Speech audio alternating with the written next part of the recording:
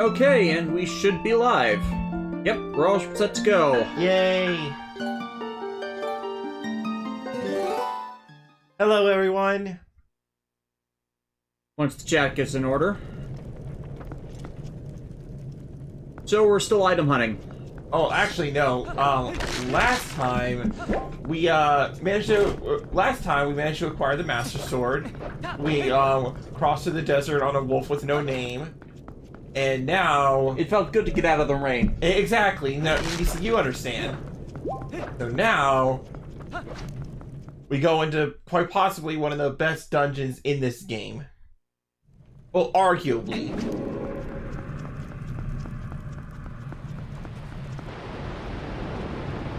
Hello everybody, how's your week going? Secure Crystal. Could be better. Had to take a day off from work because my leg exploded in pain. Which, hey, I got time off saved up so I could burn a day. Welcome to the Arbiter's Grounds. Plus, you know, better to take off before the nonsense with Memorial Day. Plus, you know, I get my money back from working a holiday, so I'm all good there. You're sinking. Yep. See, it's not... The issue with Quickstand is not that it, you know, it's a bottomless pit of sand. It's how it moves that it won't settle under your feet. I like content that remembers that. Oh, dang sandworms. We have worm sign the likes of which even God has never seen. No, in this case it'd be Hylia. Hylia is a god? Yeah, or, you know, the goddesses in other Zelda franchise. It's just... Oh god, skeleton warriors! Spooky, scary skeletons. Look, at least you're not facing down the King of Skull Servants. Oh, why did I do that? Did you try to jump? No, I tried to put on the iron boots. Oh dear, yeah. Yeah, no, you need to put, tennis rackets on your feet. Just like snowshoes. You know, better distribute your weight. I have no idea if that actually works on Quickstand. No one quote me on that. Well, I'm just saying when the next Graboid invasion happens, I'll be calling you. That wouldn't work for graboids either because they sense vibrations. The snowshoes would only make a bigger racket. So the snowshoes would make a racket? Yeah. Get it? Racket? Yeah.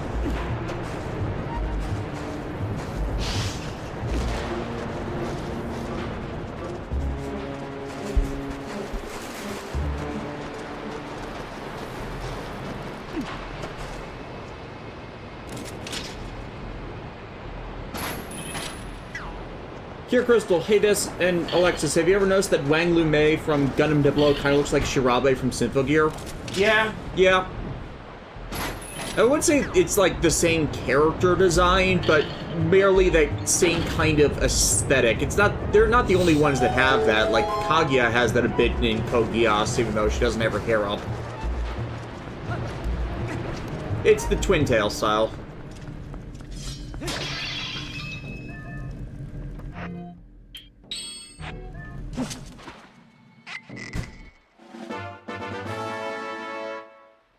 Ah yes, the all-important bottle.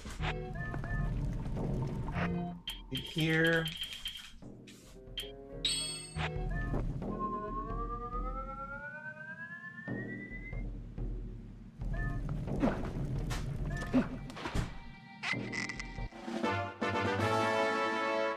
You're gonna need a lot of lantern oil in this dungeon, aren't you? Quite possibly, yes. It never hurts to go... Yeah, can you imagine shopping with Link and how annoying it would be if he did that every time he got something off the shelf? Like, Link, for the love of Christ, like...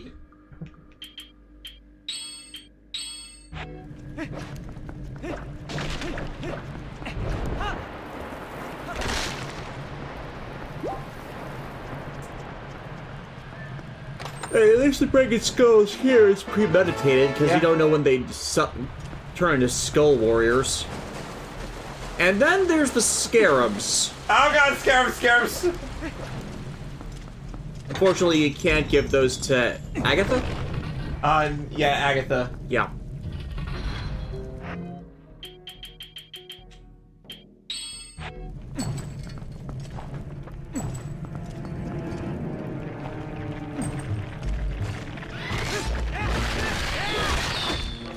This isn't creepy imagery at all. We're gonna stab you! We're gonna stab you! Oh, hey, a lantern. Pirate.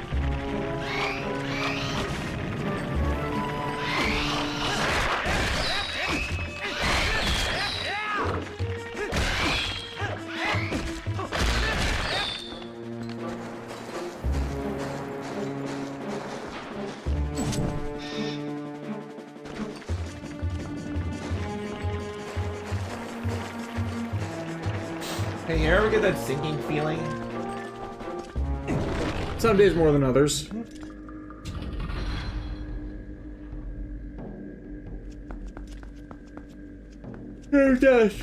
Yes, that's the White King Odra mecha.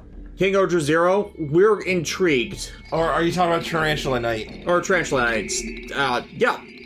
Tarantula Knight is fantastic. It is, like, legitimately one of the better, like, Six Ranger mechs that I think we've ever had in Sentai. At least in a while. In a while, yeah.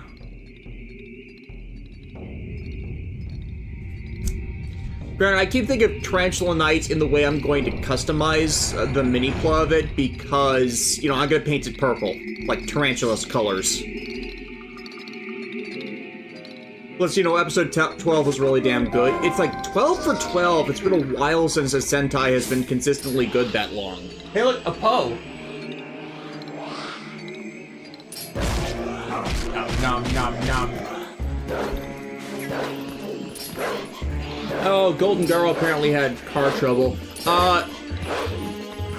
What was the thing that was wrong with my car that ended up having power issues? Because we had, a couple years ago, my previous car had power failure, and we thought the battery was just going bad, but no, it was actually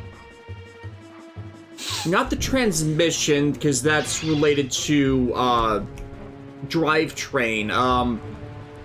It was some other part of the engine that was fortunately covered for us, but it basically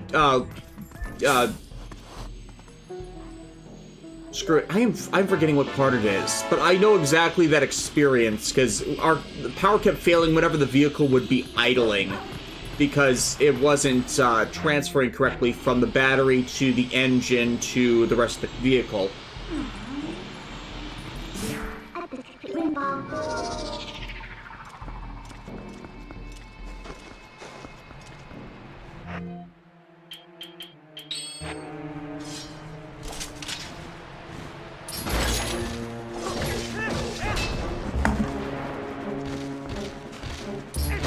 Bradley Harris, Tarantula Knight still can't beat Gojujin. Well, yeah, nor can it beat Gojujin when he's actually wielding fucking cutlasses.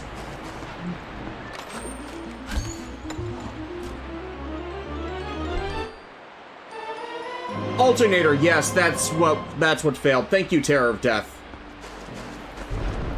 I could not think of the word.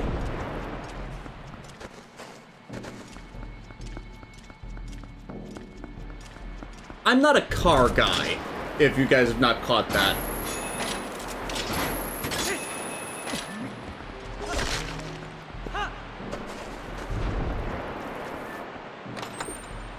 Pure Crystal, what's better, alkaline or lithium-ion batteries?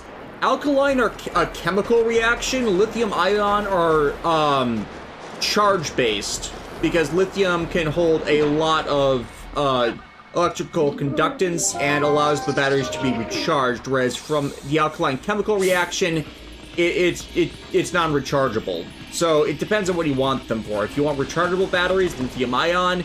If you want just use and dispose, alkaline. Done, done, done, done, done. Yeah, like, this is one of the, like, the reason I think this dungeon doesn't get enough credit for is that this is the first one in the game where we were actually combining human Link and Wolf Link abilities. So it's using everything you know. So far, yeah. Yeah.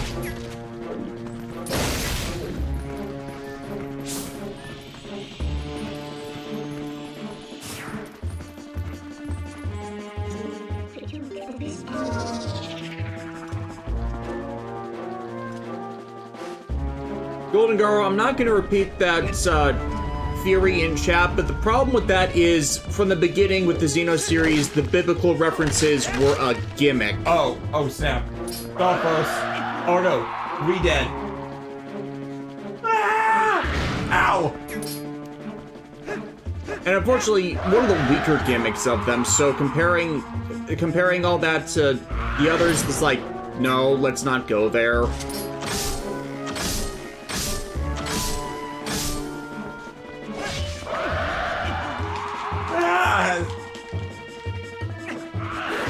Is it literally preventing you from moving when it screams? Yeah, that's what's terrifying about re-deads.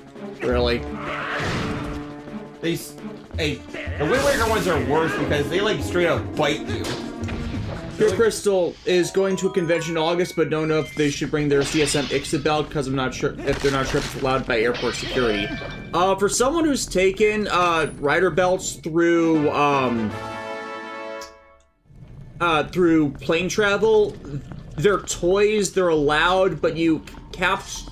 Well, the biggest issue would just be the Excalibur, and you wouldn't have to be able to take that through security. You'd have to, you know, put it in your travel, the bag you check.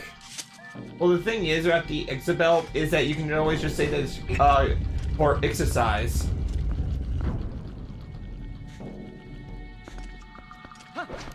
That or you just put an orange plastic cap over, like, the gun ports so they know it's just a toy. I can remember Angry Joe from the commentaries of when the Channel Awesome crew did Kick-Ass, yeah, that he had to take airsoft guns through airport security and had to check them, but had to put them in proper bags for all that, and they let him do that. So it's like, it's just a matter of, you know, letting them know what it is beforehand. CSM doesn't come with a caliber, remember?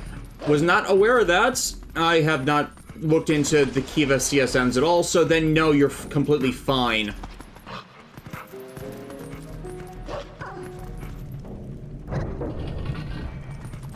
TJ Toku, Des, wondering if you have any thoughts on Persona 1 and 2. I have no thoughts on Persona 1 and 2. I have not played Persona 1 and 2. Surprised they didn't do the Excalibur now that I think about it. Because, like, they've done everything else from the Kiva line. For the main two, at least.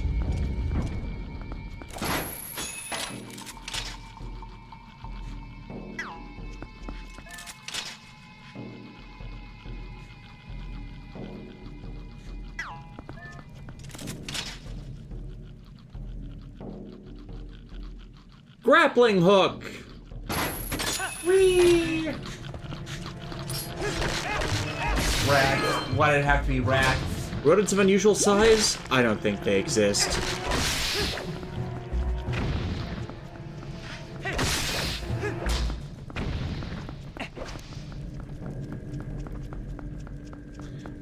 There, Des, speaking of Des, the Xeno series, will you be reviewing Xenoblade X, or will you be leaving that one be? I'm tempted to leave it be. Like, Alexis tried to play a significant chunk of it, and she got stuck. Okay, so what happened was, there comes a point in the game where you have the ability to get a jetpack for your Skeld, which is your main mech at the game, and the jetpack is very necessary for exploration and all that stuff, which is all well and good. Problem is, the quest involves you doing it solo, which, due to how the game is, it's that kind of game where it is either surprisingly easy or frustratingly difficult if you don't get a handle on the mechanics. You basically have to stupidly over-level to deal with balance issues. And it's like, Because there are many, many, many difficulty spikes. Yeah, a lot of difficulty spikes in Xenoblade X, and it's like, if you're not ready for these main things, then you can get locked out of doing the side things, right, or vice versa. Right, because and here's what's really messed up. You might be thinking, can't you just abandon that main story quest? No. Once you initiate a main story quest or some sort of important side quest, like, you can't back out of it. Like, you are deadlocked in, and that is... And I was not really aware of that until I actually, you know... which is a shame, because I kind of dug what the game was going for, but, like, the earlier Xenoblade games have an issue where their mechanics are explained the best. Xenoblade 1 and 2 get off by relatively easy, but Xenoblade X, like, its mechanics are just... Pure Crystal, I have explained this. I have strikes on my channel that if I try to upload any more of the Rockman videos right now, my channel will get deleted. This has been known for 3 months. It literally expires in 2 days.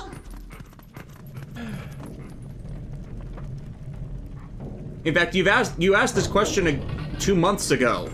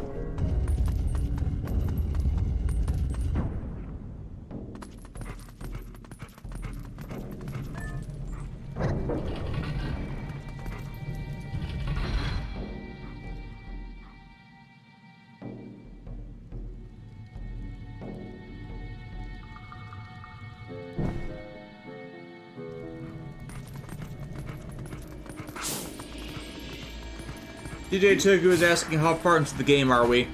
We are on the 4th dungeon, which is the Arbiter Grounds, and this is like the midway point in the game's story. We're essentially like trying to hunt down the Twilight Mirror, which supposedly is a way that, when we get it all together, will allow us to actually go to where the Twilight Dimension. And Twilight Dimension is a whole other thing. Yeah. Last third of the game?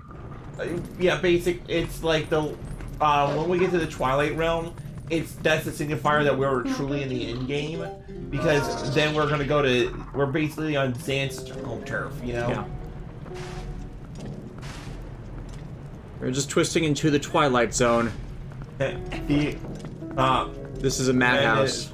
He is like being cloned.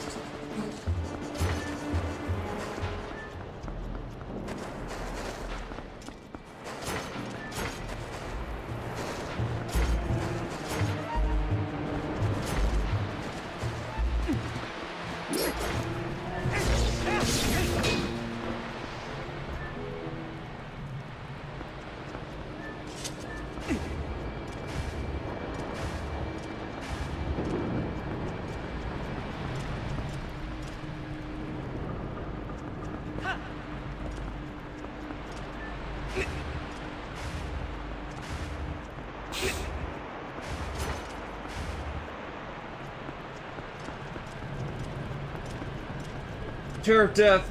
The question of favorite battle laser, form or weapon? Because form is probably chains from Ninja Storm by design, but if you're talking just weapon, that'd be the battle boosters from Go-Go 5 and Lightspeed Rescue. Oh.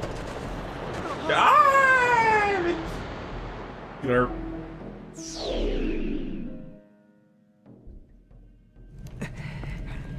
I hate sand. Rough, coarse, gets everywhere.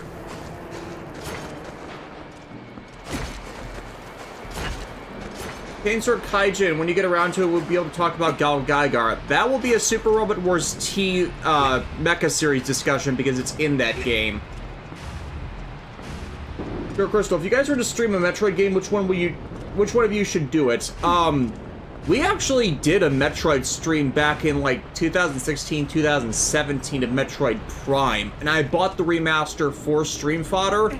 John wants to do it. I do. John, you're in the other room. I would love to do it. I'd love to do the game. I would love to do Metroid Prime. Yeah. John would like to do things. Toku is asking if Zelda games are normally this long. They are under the interpretation that they are short games. Oh, okay, here's the thing. They can be actually relatively short. It really depends on, like, if you're going for everything or not. If I were to just straight blitz the dungeon, I think this game would be, like, done within a day.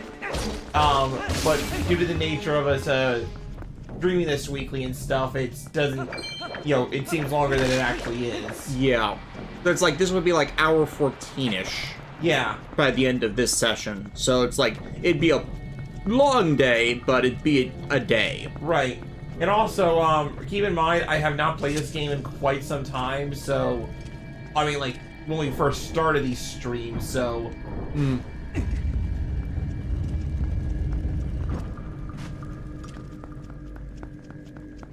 It's the, here's a rusty effect. Not again, not again!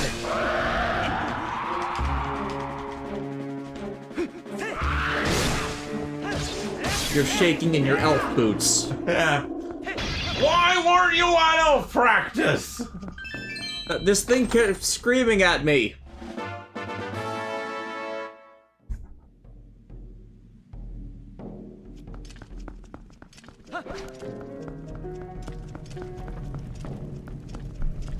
But yeah, like in Wind Waker, the Redeads are even more terrifying because, like, when they scream, they lumber towards you and they just bite you.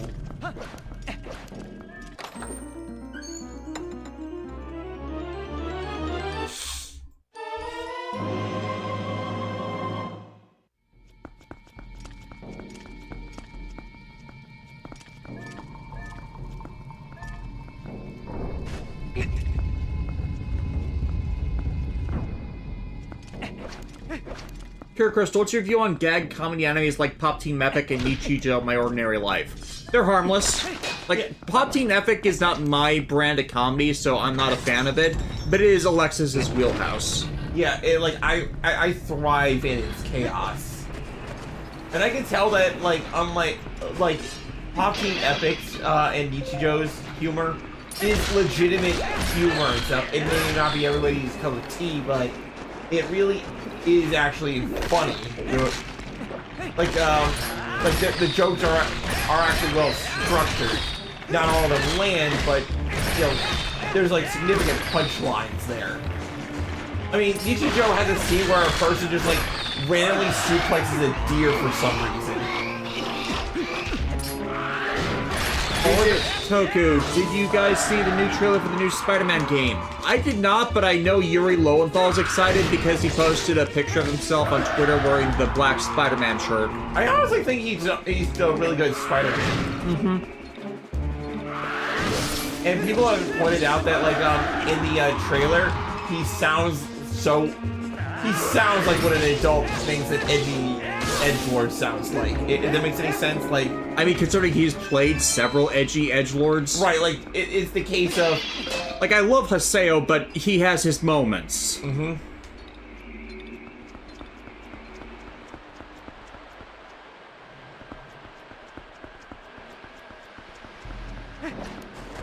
Golden Garo, hey Des, are you familiar with the Gurus and Chrono Trigger? Now the stages of Shabbat and Xenogears are named after them? I didn't ask because I remember you saying that you didn't play the Chrono games. I have not played the Chrono games. I have no interest in playing the Chrono games due to them being in that age range where I can't stand those older style RPGs. I have nothing against the Chrono series. In fact, I know it is one of the exceptions about Japanese time travel stories where it's actually good, but it's just there's no true appeal to it for me. But as for them being named after the Gurus and Chrono Trigger, that's pretty much because the Takahashi and Tanaka worked on Chrono Trigger, if I remember correctly. Like, not in a main capacity, but in a supporting capacity. I wonder if that work on Chrono Trigger, like, influenced Takahashi in some way. Yeah. Issue 5, I have no problem with Yuri, but it's hard for me to hear him and not think of Ben Tennyson. Considering I knew him from anime roles first, that's where my head goes with Yuri, but he has range. Right. Like, you go from Haseo to Yosuke to Sasuke to Suzaku and to Ben, it's like, there's a range where he's normally in, but it doesn't mean there's not a diversity in characterization he can portray. Right. Granted, it's strange that some of my most favorite characters and some of my most hated characters happen to have him as a voice actor. It's just funny how that works, you know? Yeah. It's a weird love-hate relationship. Granted, the guy, when we met him briefly at an Anime Midwest in 2019, he was really nice.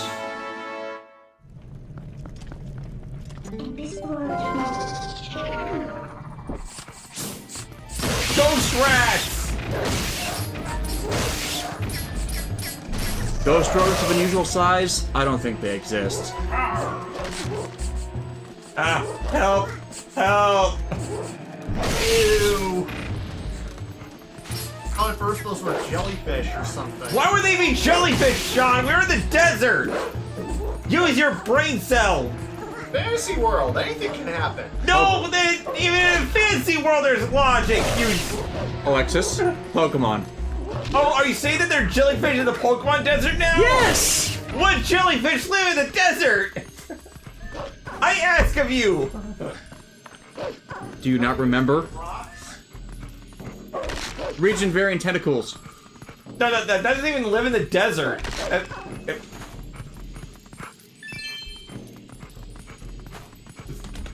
What were their names?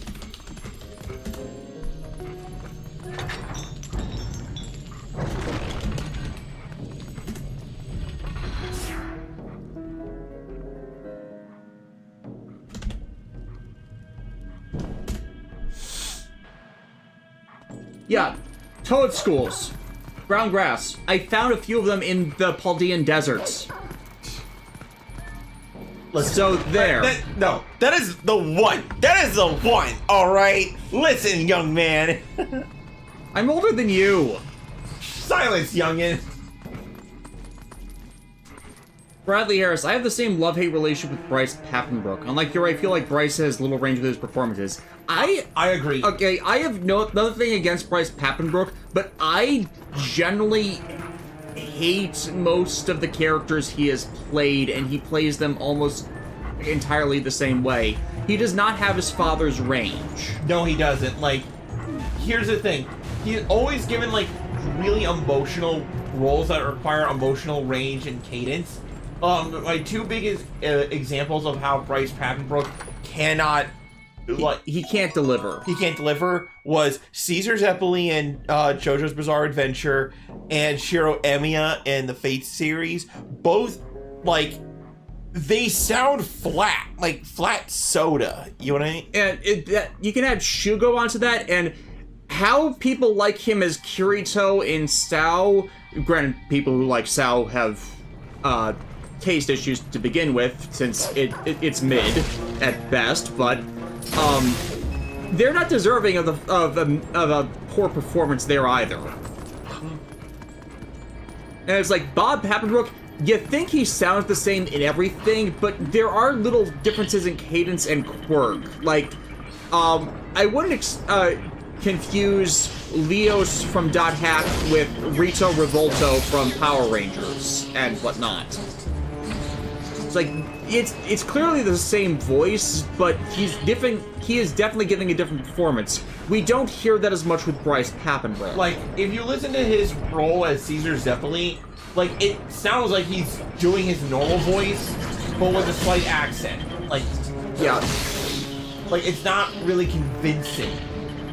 And, when you listen to Shiro's, Japanese VA, like, just have that voice that sounds like a man who's walking on the edge of a knife. You know what I mean? Like, the balance between, I'm alright and I'm also depressed as hell. Yeah.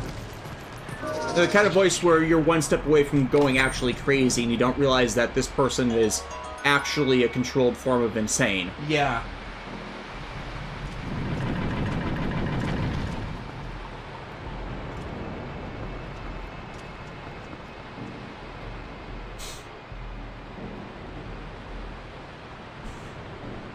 Bradley Harris is replying to Golden Arrow in saying that Bryce does not have the right kind of craziness needed to play Inosuke in Demon Slayer, and they added on that there were questionable VA choices all over the place with Demon Slayer's main cast. Well, okay, I've listened to the English dub of Demon Slayer, and I honestly think that Bryce Papenbrook as Inosuke is actually not an issue. Like, he's like, here's the thing, Inosuke is such a strong character that you'd have to try really hard to mess him up. He's like essentially a crazy wild boar man. So, but you can agree that he wasn't the best casting? he could, there's probably something that could have done it better, but then again, when you're talking about a guy who's literally on 11 all the time, like Inosuke doesn't have a single calm moment in his body, like, that'd be a hard fit for anybody, you know? Okay, fair.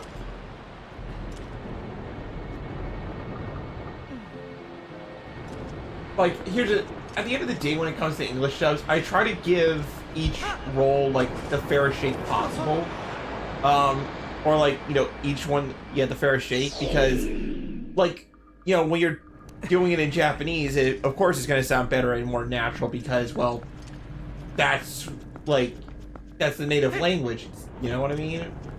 So, in English, I know I've heard some English dubs that are like, or like, you know, people voicing characters, and it's like, damn, that sounds.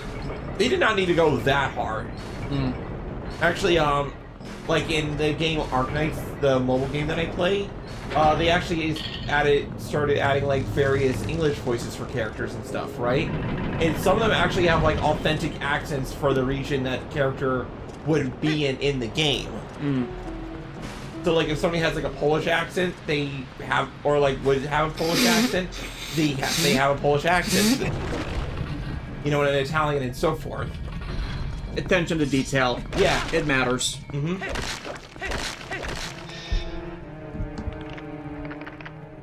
Ah, yes.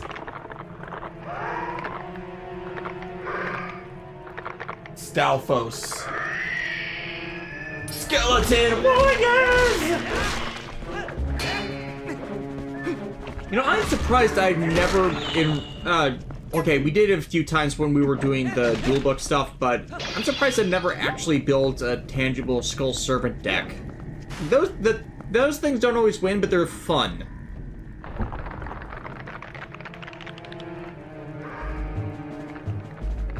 There's only one way to defeat foes like you. They have a bomb in their chest cavity. No. Wow, you son of a bitch! Ow.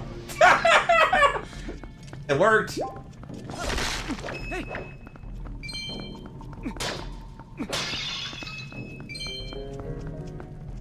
Remember, kids? Alright, kids, try that at home!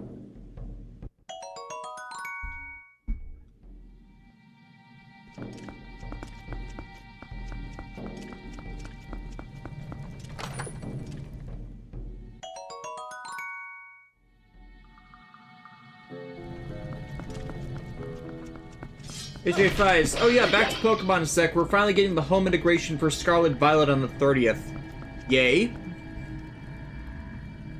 I still need to transfer stuff from 3DS, but then again, I never finished Alola, so there's a bunch of stuff there I've never gotten.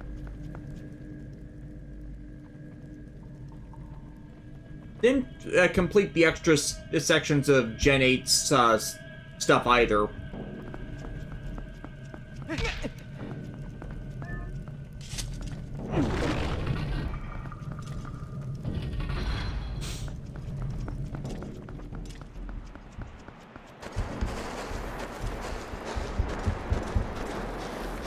Joey Nicole, I love Skull Servants just because of right baking. We're going to cook, Joey. We're going to cook.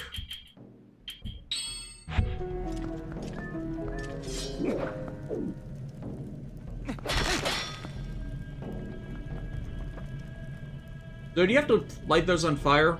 Yes, I do. Oh dear. Let me guess, the more you light, the more an army comes to fight you? Something like that, yeah.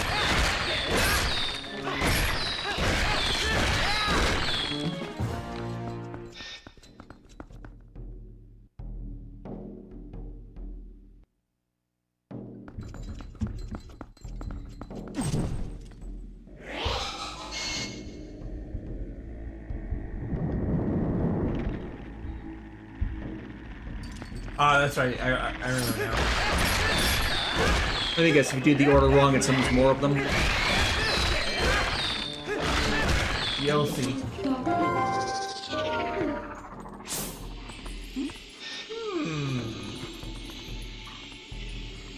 That's weird. I wonder what will happen if we...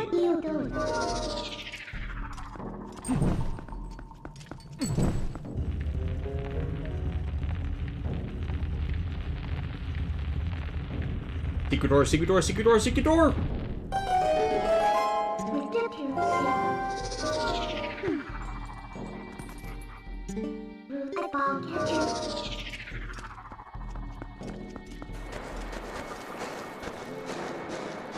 Primus vs. Unicron. Shinta any plans to doing more SRW retrospectives? If I hadn't had computer problems last year, you would have had one on X this year. I literally just finished the script of that 2 days ago.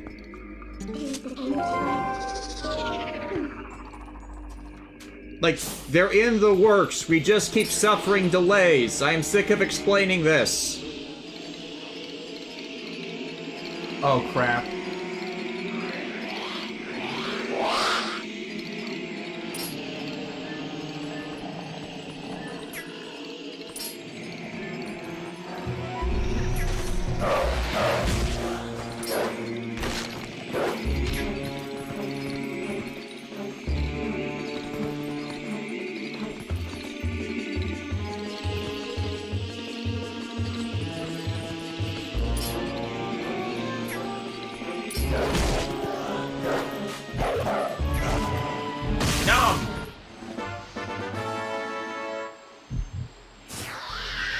Quote the Raven, nevermore.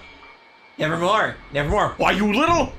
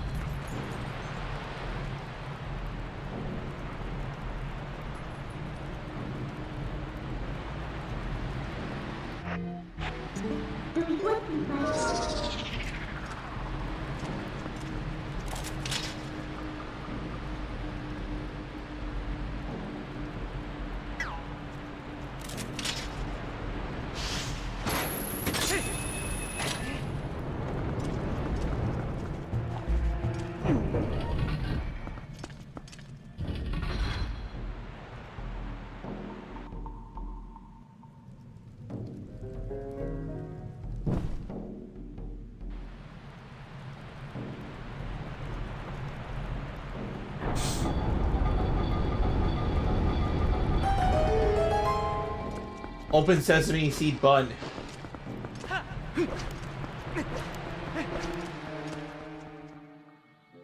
So, you have 2 all beef patties with special sauce. lettuce, cheese, and pickles? Yes. I actually like pickles now. I'm weird.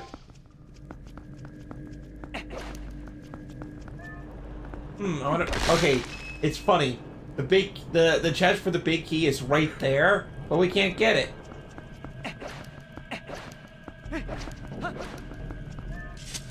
Unless... Arson?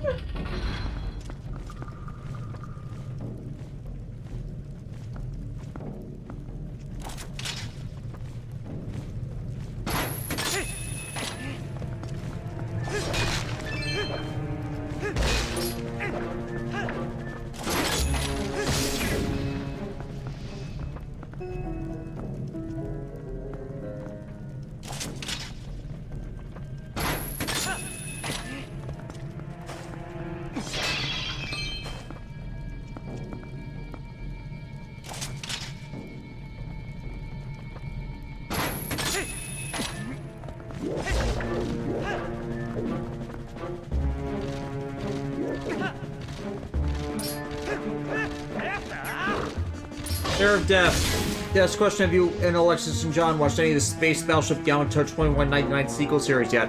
We watched 2202. We don't have copies of 2205. I don't think it's released in America yet. I don't know if it's on streaming at all. I don't think it is. I know that's out there, it's just probably gotten delayed. Like, 2202 was already the sequel to, the remake of the sequel, Yamato 2, and it has its ups and downs versus the original.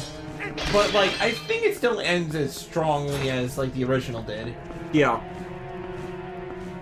You know, when you're trying to follow the sequel series, like, or when a sequel series is a, you know, hard, big shoes to fill and all that.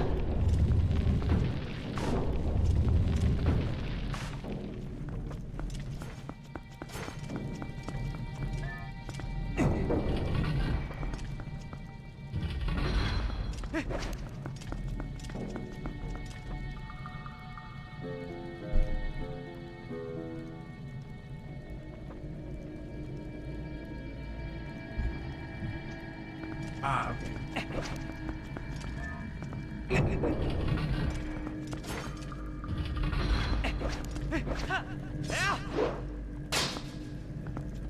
You might be asking, Alexis, why did you jump? Good question.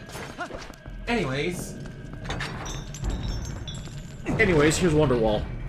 and after all, you're my wonder, Darth Maul.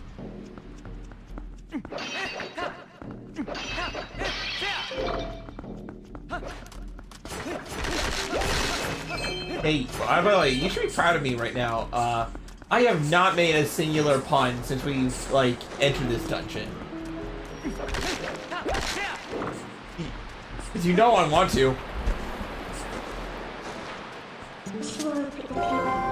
How much do you want to? I want to do it so badly. I need... I mean, it can't be that much.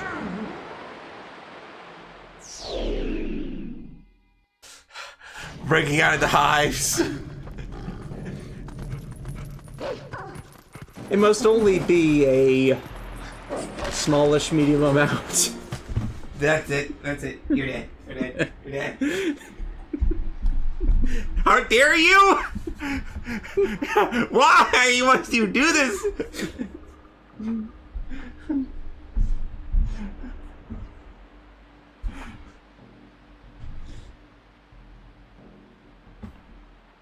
Dear Crystal, you've seen that weird video on Twitter where Shin Godzilla, Ultraman, Ava Unit 1, Shin Kamen combined into a Megazord? That's a toy commercial. That is a literal toy commercial. And God, is it gloriously stupid. It's ridiculous. Like, it's in that level of, I can't hate that. It's like they actually paid the money to do the full suit sequence, so it's not like just, you know, random advertisements. No. They committed. They committed to the bit, and they understood the assignment. Nom nom nom nom nom. Over to Legend of Zelda, where you can be a wolf guy and like nom a mummy to death.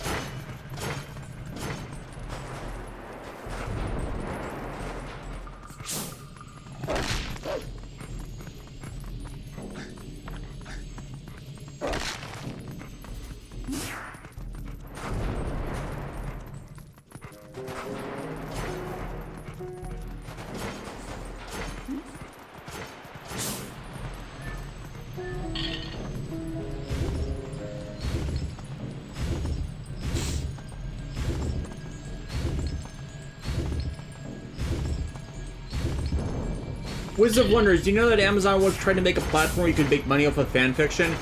I vaguely remember that, but that they stopped because, you know, copyright. Like, that was not going to end well for anybody involved. There's a reason why fanfiction is generally free to read unless you, like, remix it so deeply that it's indistinguishable from... legally distinguishable from the original.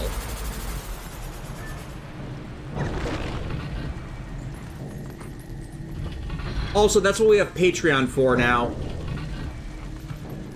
Like, I know a few fanfic authors that get support through Patreon to write their stuff. Oh, look, it's our friend! Oh, no.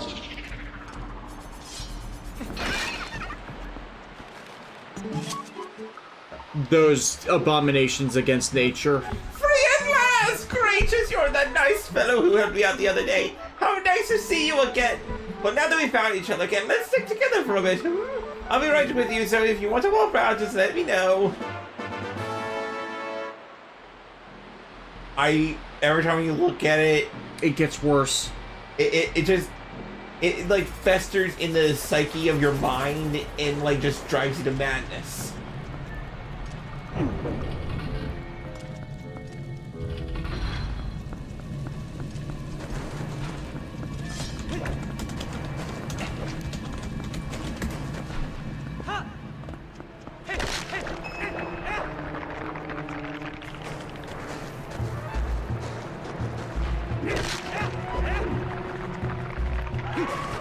Oh, that's a lot of skeleton warriors.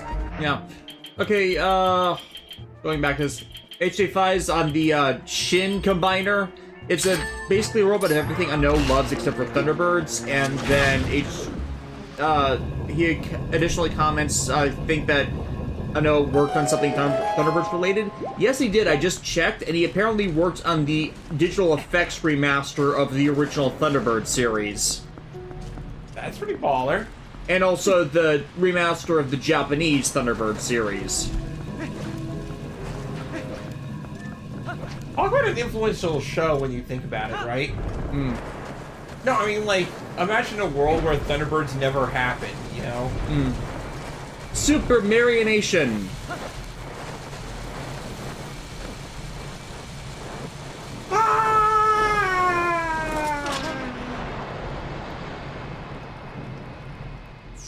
It's like The Mummy with Brendan Fraser. Only without the mummy from Brendan Fraser.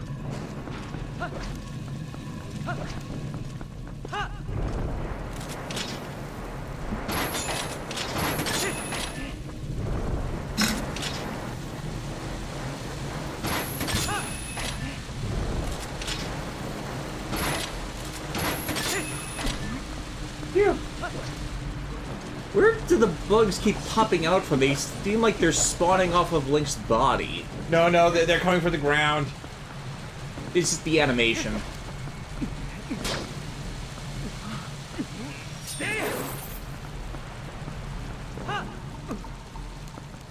Look, all Link needs to do is set himself on fire. Fire scares away bugs. I get it! Arson! No, I've got it, arson. I actually had to pull that clip last night. The funny clip. Yeah. Well.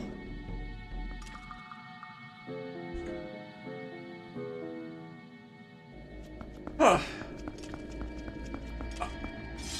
Ooh, nice sword. Let's equal a cursed sword. That's generally not a good idea. Why not? Then again, all those paper seals look like they're basically ready to go, and you just burn them all away.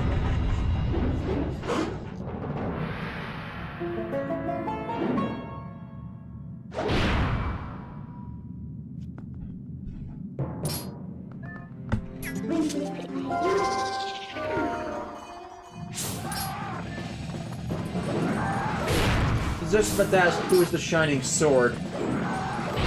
But no, there's just a ghost wielding it.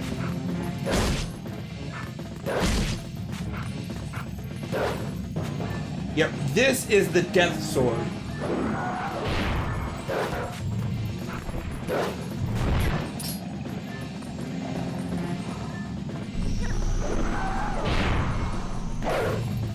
Oh, so I guess Yuri sealed himself in the unpotent Yami in this universe. Yeah.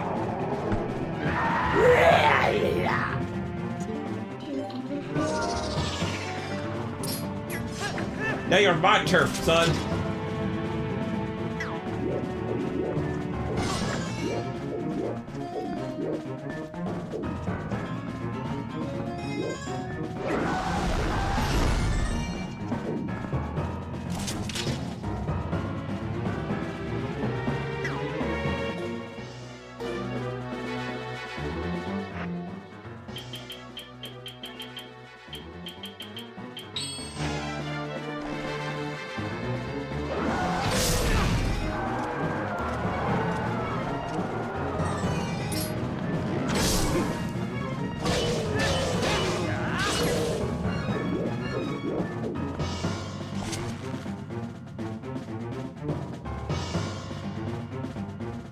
I think bombing him won't work. We gotta hit the head.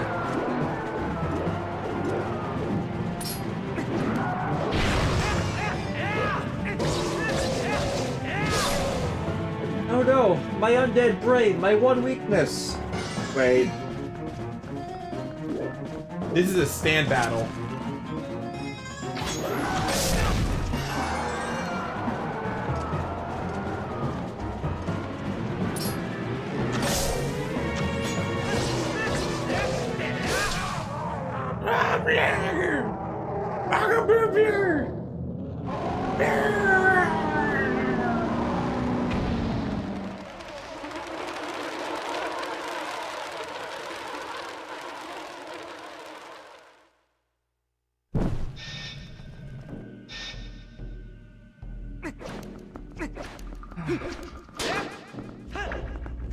The day was saved thanks to the power of violence. Ah yes, violence. The cause of and solution to all the world's problems. Da-da-da-da.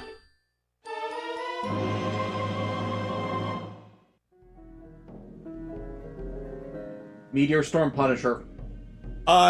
Hey, this thing is tops. Do my jokes grind your gears? Hey, let's take it for a spin. Just let it rip. Get it out of your system. Yeah, I'm just like... we gotta spin to win.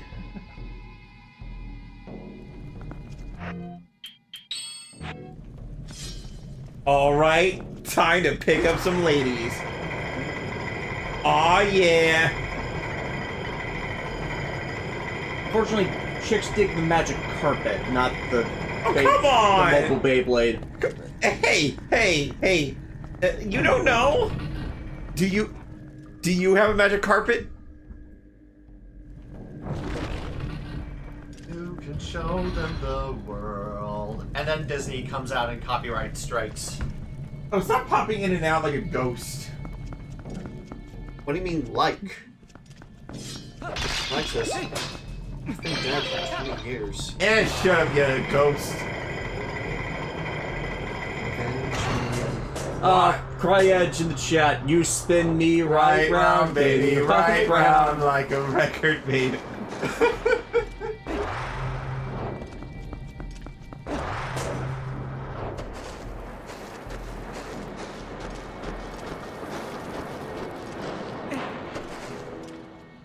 Dustin Samo, Link has become a bit beast. No, Midna's the bit beast.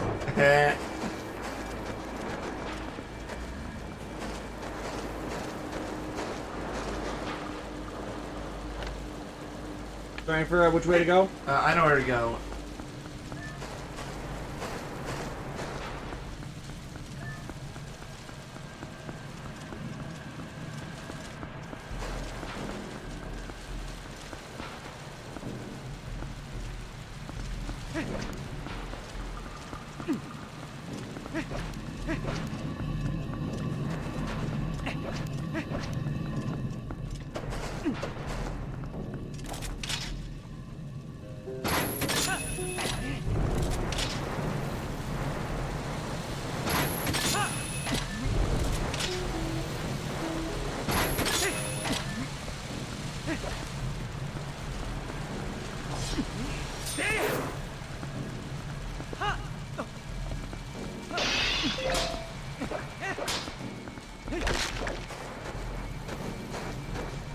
Come on.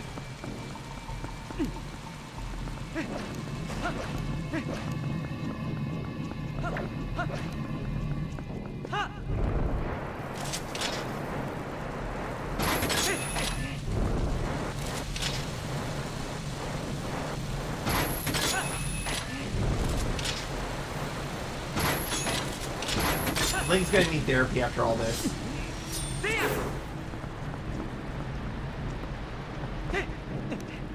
I wouldn't surprise if he has a bug phobia for life. Or multiple lives, considering the reincarnation.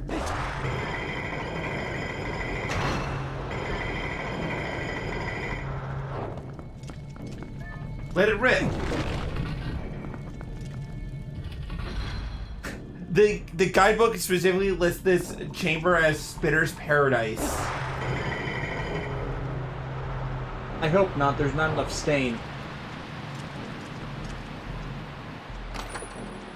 My Hero Academia? The lizard guy is Spitter? Oh yeah! Yeah, he's such a background character.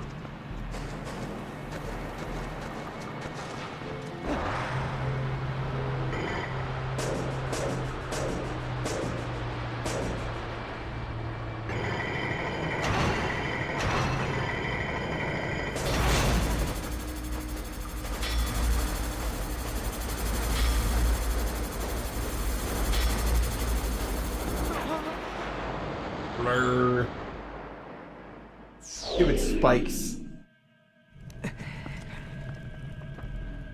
When you said stain, I legitimately thought that you were talking about the band, like Stained or something, like the band or something.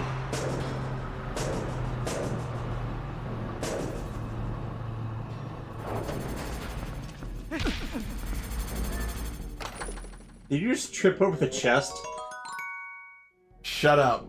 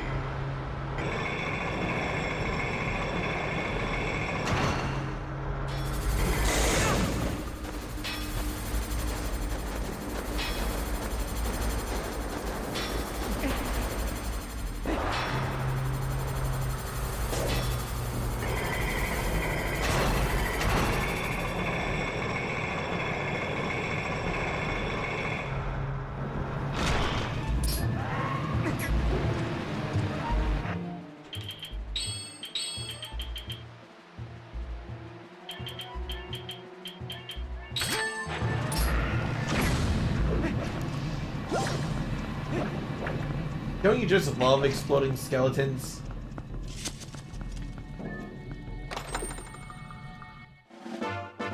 Got another piece of heart.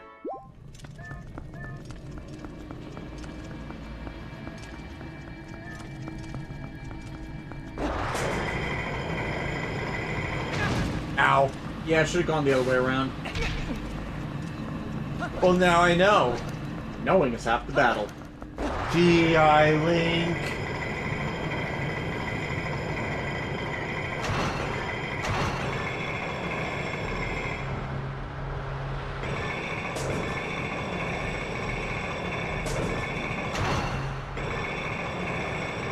Yeah, you go fast with this thing.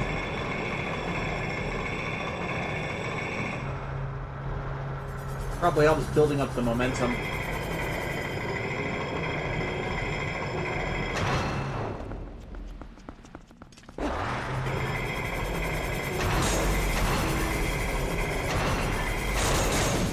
Ow.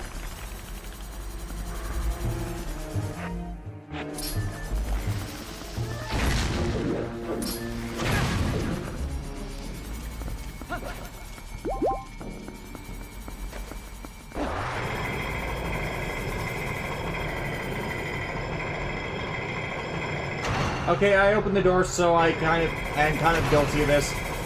To be honest, Horikoshi really fumbled the bag with the whole mutant quirk discrimination thing. To be honest, most writers rumble that kind of story. The issue is, he didn't bring it up beforehand. Like, there are a few mutant quirk members of the main classes, and yet it didn't get brought up at all until, like, way too late in the story. So it's like, had it been established earlier, that would have been different, but then it just came out of nowhere with how he ended up executing it. Right. On top of a lot of the other things My Hero Academia unfortunately fumbled the ball on.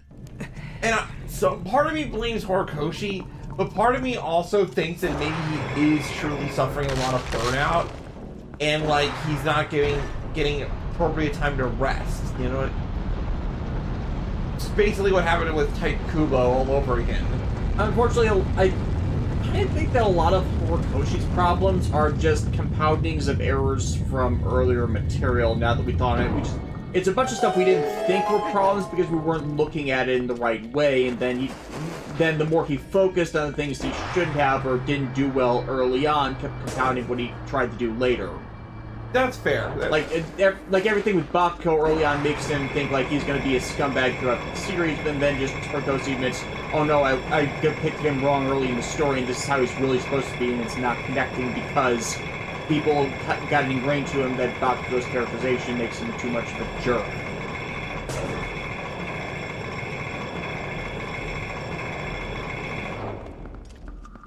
Like, when you start excusing the person who people all got in their heads was an abusive bully because he kept acting like an abusive bully, it's hard to diverge from that.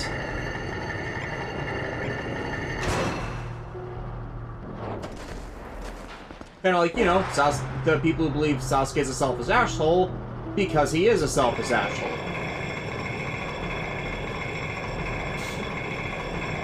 And it's like, you're not but traumating past that.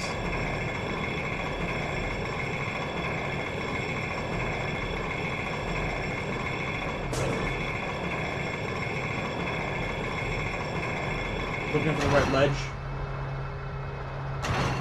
And Overshot. You should have gotten off it.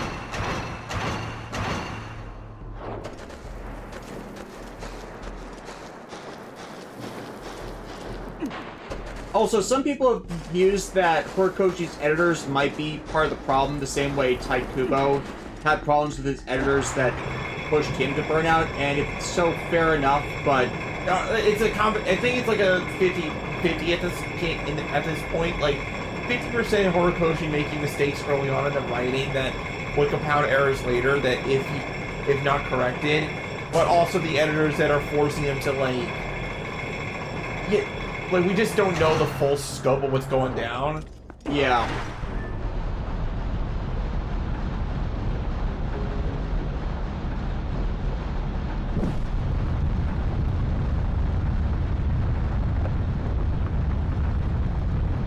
look at this. Oh dear.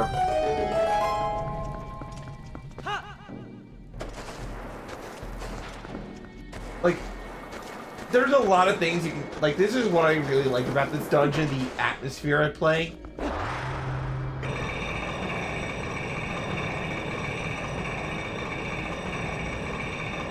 Blink's gotta be dizzy.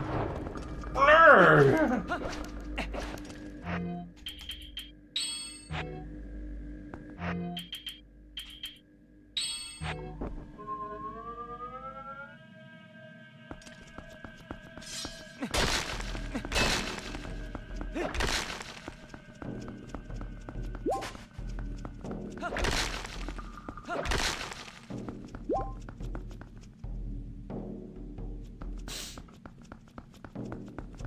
Didn't you get a key? I did. And now... I need that. We are about, ladies and gentlemen, we are about to enter an epic boss fight.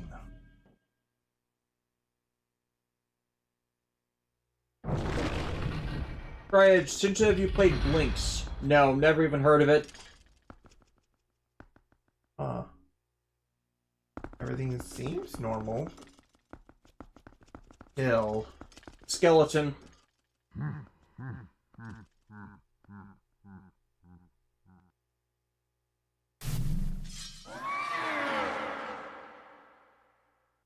You still live. How astonishing. No wonder some call you hero. This is truly a bittersweet reunion, truly. For I fear this is the last time I will see you alive.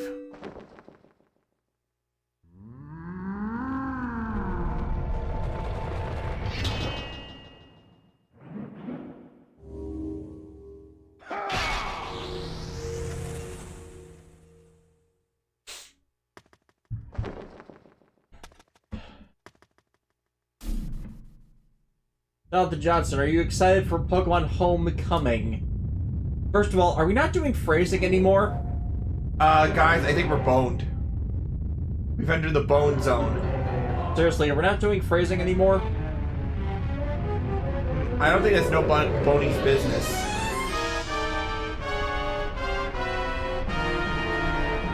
Oh no, it's Skeleton Knight in another world. Twilight Fossil Star-Lord. Who? Star-Lord, you know? The notorious outlaw?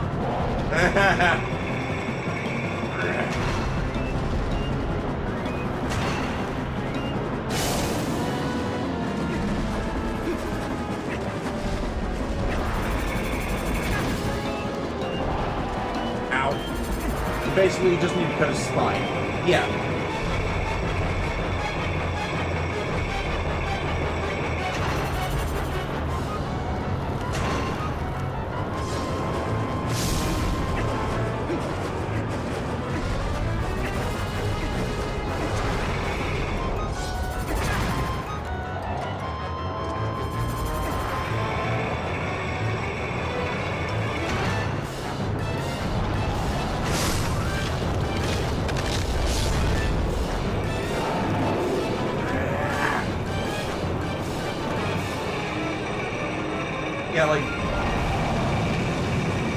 Yeah, like, look at this imagery, like, isn't this kind of metal?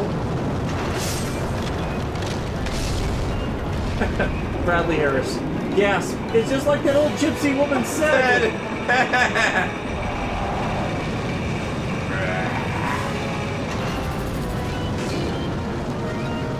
Yeah, that's what makes this phase a little bit tricky, because He keeps summoning zombies to block you. yeah, Also, the spinning bombs.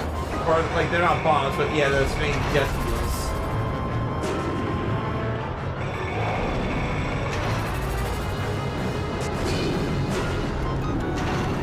Okay, this music sounds like something produced by Danny Elfman, and I'm on board it.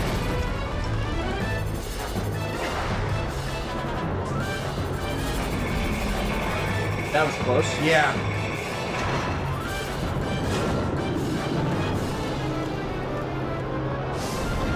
it feels like a Death Star trench run kind of thing, you know? Yeah, you just need to hit it right in the proper position.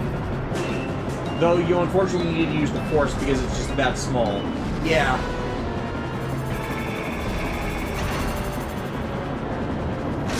Oh, come on! See what I mean? Yeah.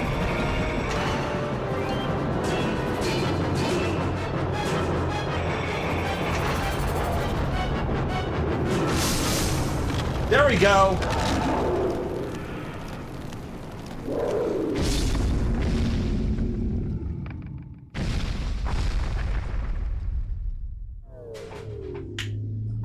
Hey, look, we did it. We saved the day. Unless...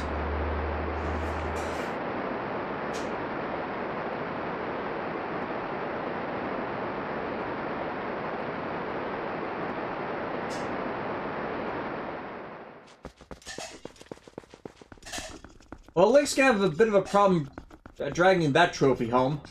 Yeah. Well.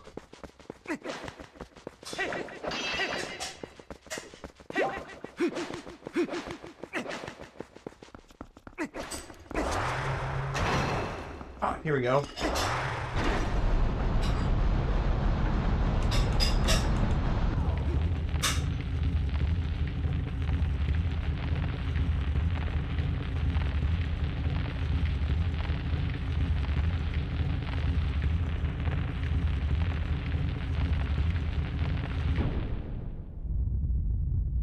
The rest of the body's gone, but the head is... Yeah, I called that. And now this... Look at that first person perspective. Ah! Now the real fight begins.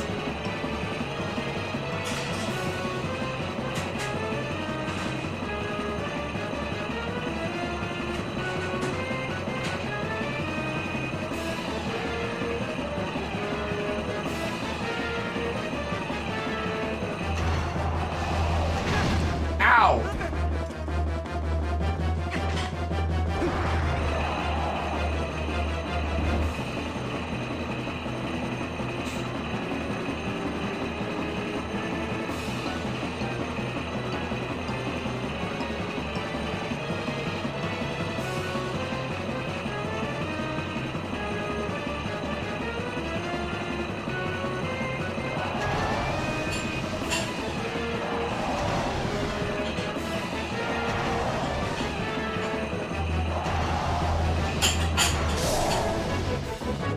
He just jumped in its mouth. We're fighting a giant skeleton dragon head thing with the power of Beyblades. How is that not awesome? You can't just pull out the sword.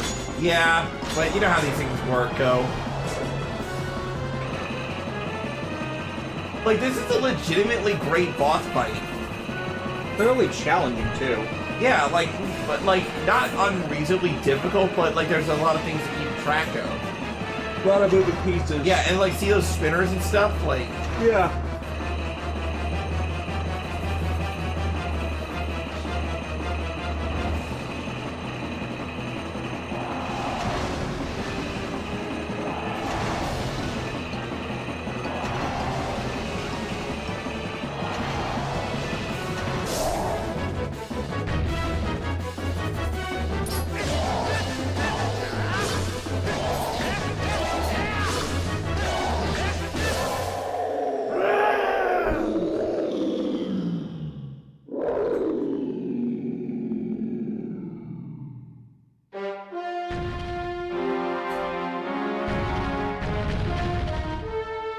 Now again, how is Link gonna get this out of here for it to be a trophy? How did it get in here in the first place? oh no, here's the thing. That's just maybe it was, at one point in time, it was just like a guardian beast of the prison and stuff. Because that's what the Arbiter grounds are. It was originally a prison, yeah. Yeah. But it's like, how did they get it in here? Good question. How did the rain cork get where it was? There's a door in the back. There's a giant door in the back. It's a cage. Maybe they built it around the thing. Yeah, possibly. Who knows? And obviously it was like half of something, so maybe it was like once a full being with like legs and stuff, you know?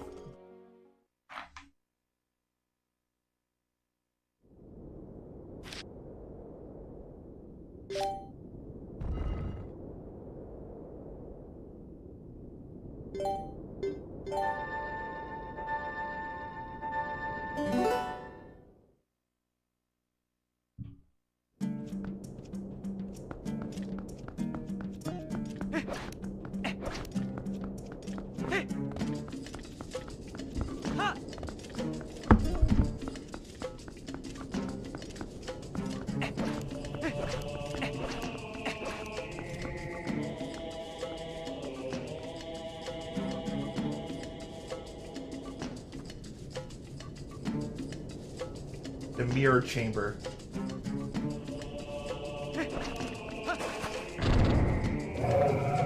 Wait, if this is the mirror chamber, that means that we need to read that backwards. So it's the rerum chamber.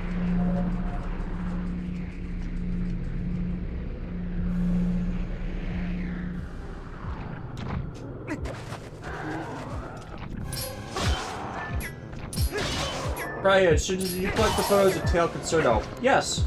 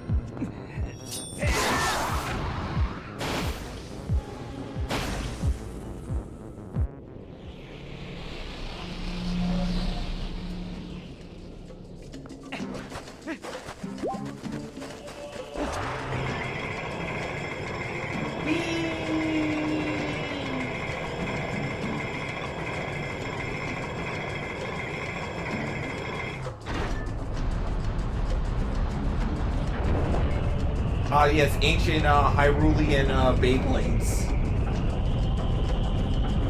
Like, can you imagine, like, the guy who, like, came up with that, like, long ago in ancient times?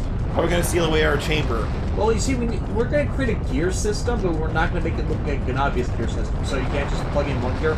No, you need to spin it. Spin it? How would you do that? Beyblade. Beyblade? What the heck's a Beyblade? Well...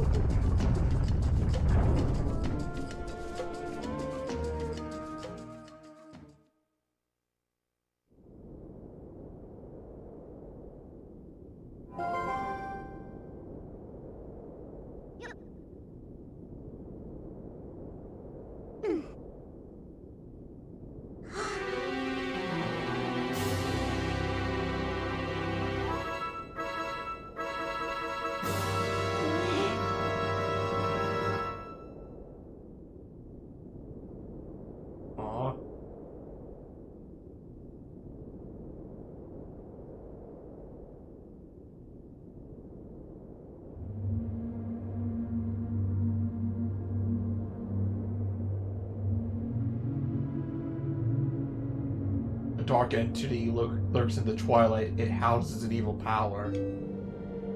Oh, that's just Fred. You are guided by fate, you who possess the crest of the goddesses. Hear us. At the command of the goddesses, we sages have guarded the Mirror of Twilight since ancient times. You seek it, but the Mirror of Twilight has been fragmented by mighty magic. That magic is a dark power that only he possesses. He? His name is... Oh no.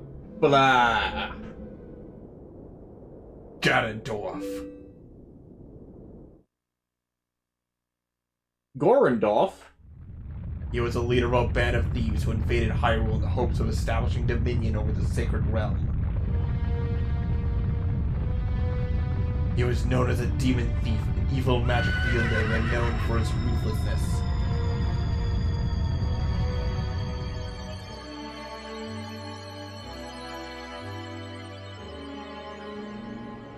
He was also a mean cook. But he was blind.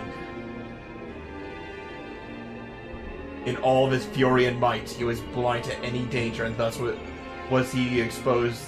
Basically, they managed to subdue his ass.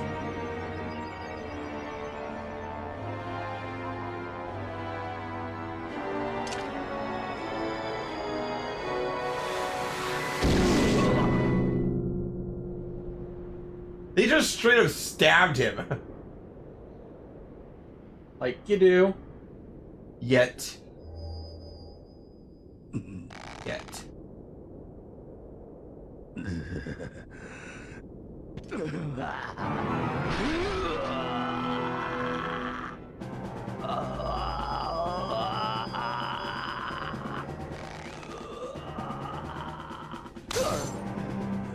By some divine prank, you two have been blessed with the chosen power of the gods.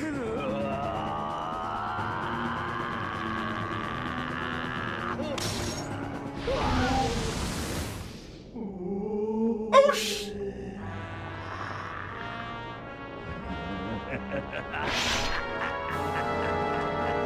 Oh god, we're so dead!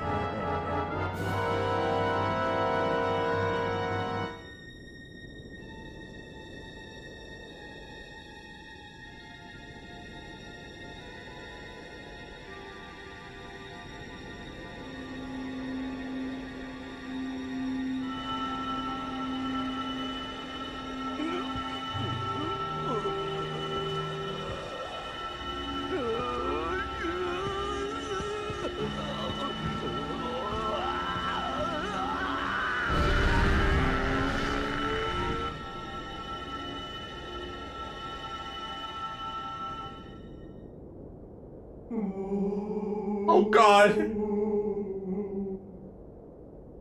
So yeah, that stage is straight up dead.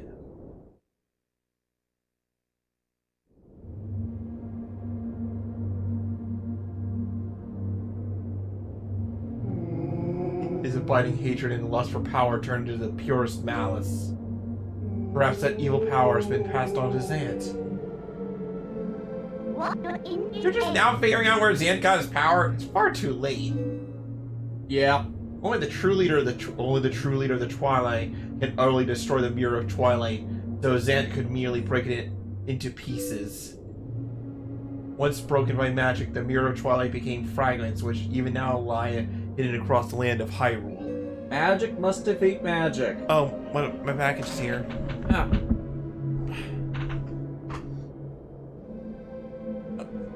One is in the Snowy Mountain Heights, one is in an ancient grove, and one is in the heavens. One is also under the sea. You who have been sent by the goddesses, you should be able to gather the three pieces. But you must be prepared, for a dangerous power resides in those fragments.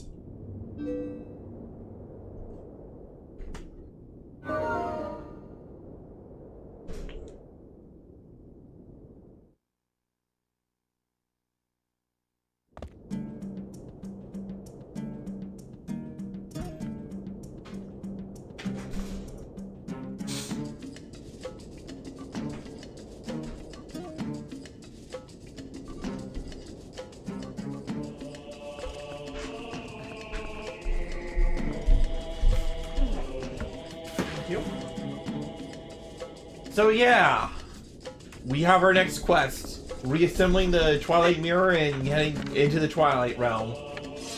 Or this zone of Twilight, if you will. How long have we been going? Oh, we are at an hour and a half. Hour and a half? Really? Okay. Yeah. So, we actually still have a bit of time. Yes. Alright. You can actually go and spend some money.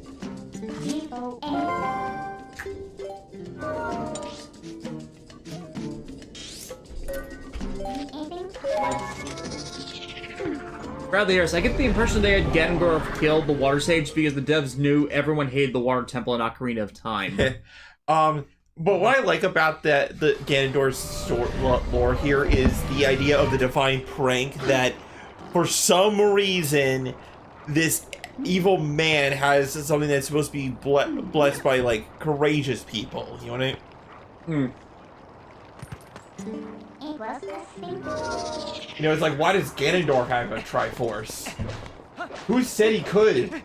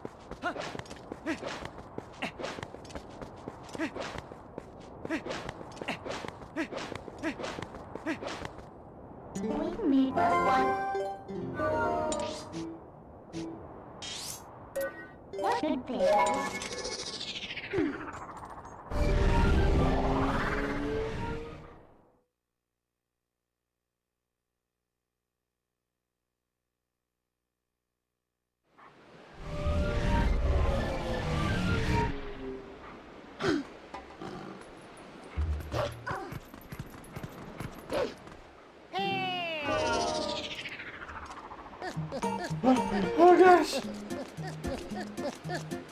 Cardio every day.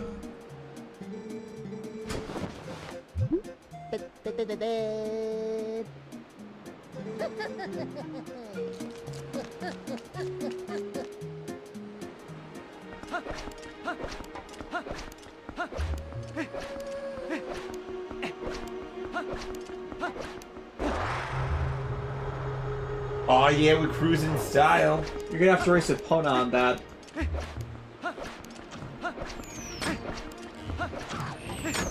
Oh, hi Epona.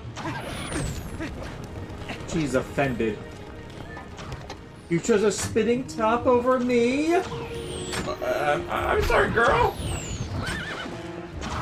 Also, maybe she hasn't been attacked before she got a Link got on her.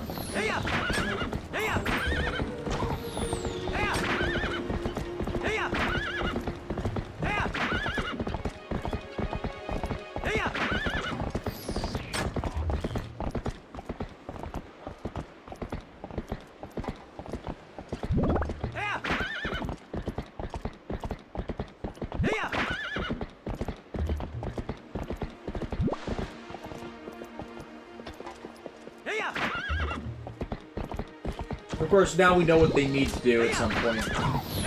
Put a pun on the Beyblade. Horses on tops? That's madness.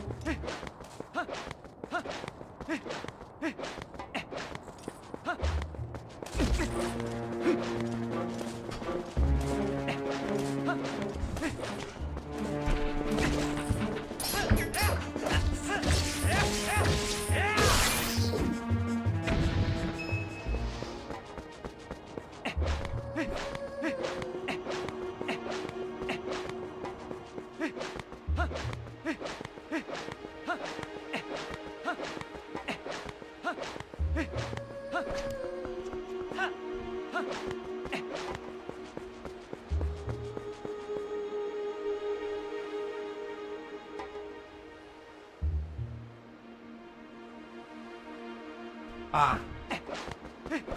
Walked right past it.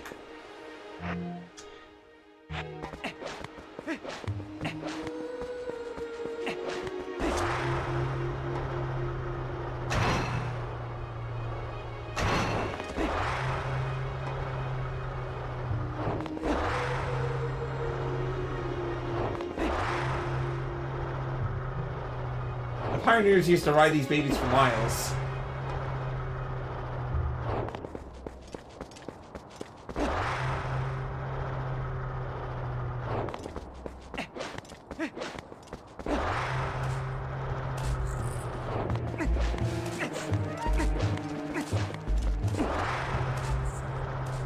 I'm sorry, Pona.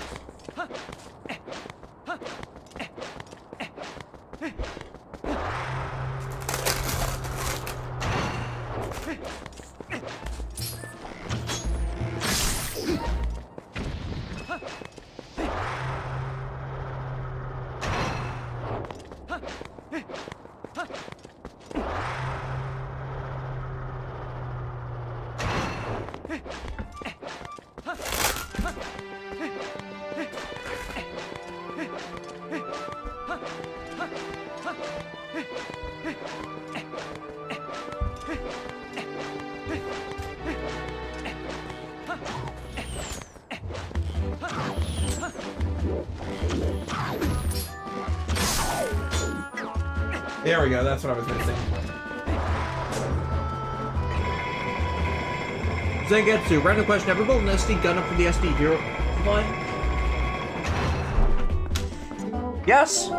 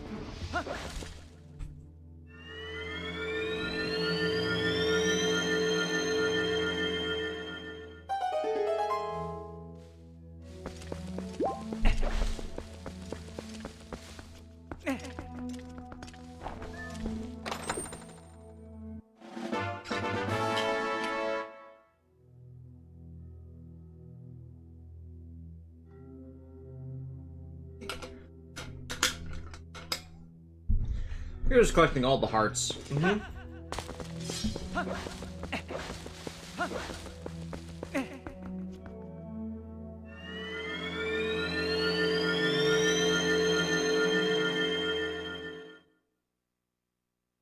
DJ Toku, on the subject of Gundam, what do you guys think of the most recent Witch from Mercury episode? Suletta needs therapy. She needs hugs. It's already helped my poor baby. Like, she's crying and floating in space because she thought her friends thought she was sus when that was not what happened.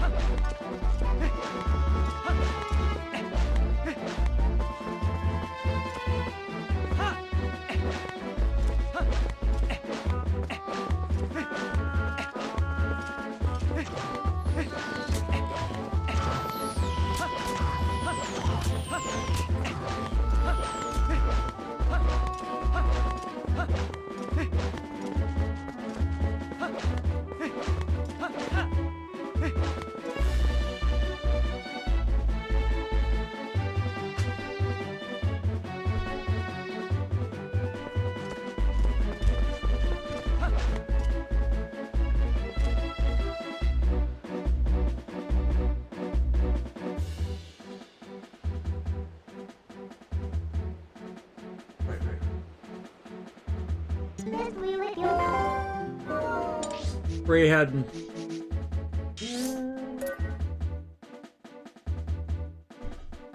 You want my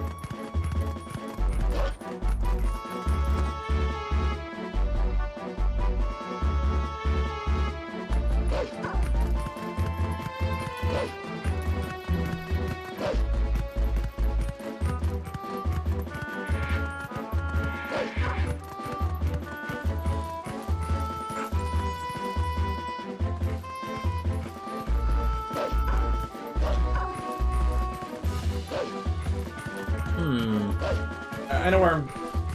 It's been a bit. I'm looking for like a secret, some gear tracks around here. Oh, to open up other secret stuff? Yeah.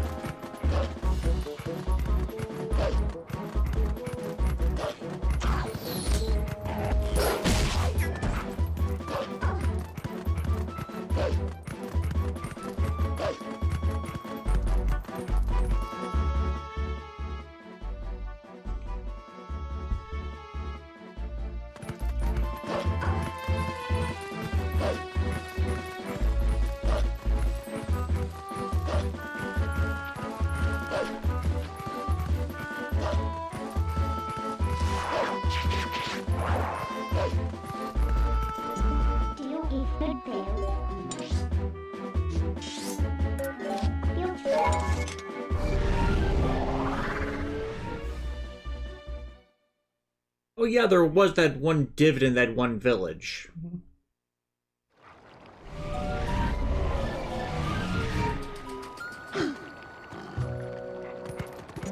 If you steal from your purse,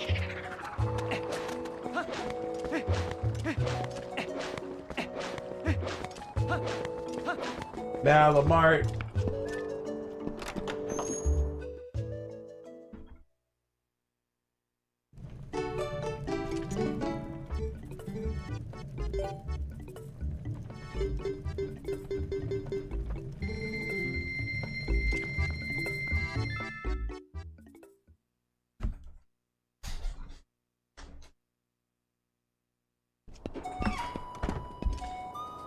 waiting to go. Alright. Our next. Now that I just did that. You need to get 100 more rupees, right? Correct. Let's see. You'll be golden one.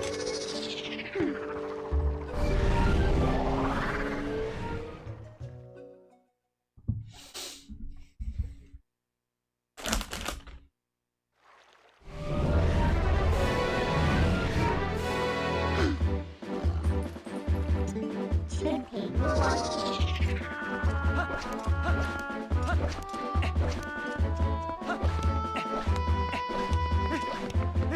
Your personal has been considering getting the Final Fantasy Pixel Remaster Collection. The only problem they have with it is $100 Canadian, 75 US, which is expensive.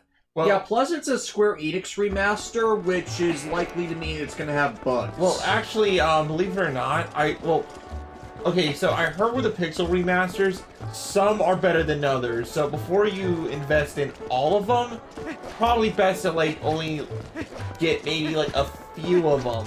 Because I heard like some other Pixel remasters are legit good, but others fall short for weird reasons. yeah, it's just like Square has a reputation of screwing up remasters. Like, even among all the other screwed up remasters, it's specifically them that keeps taking dev teams from the projects they should be on to force past the issues of others. Hi, Agatha.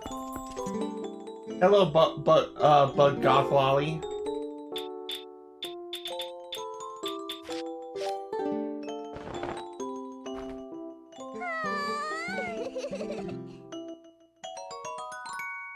Money! I bring the bugs, she give me the money.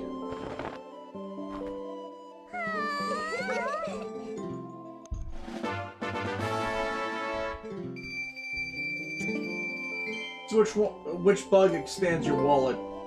You have to get all of them. Oh. It's not as hard as it seems. Yeah, but it's that catch-22 of your wallet only holds so much until you get rid of all of them, but you keep being paid more than your wallet can hold, right? If you're being smart about it, like that won't happen.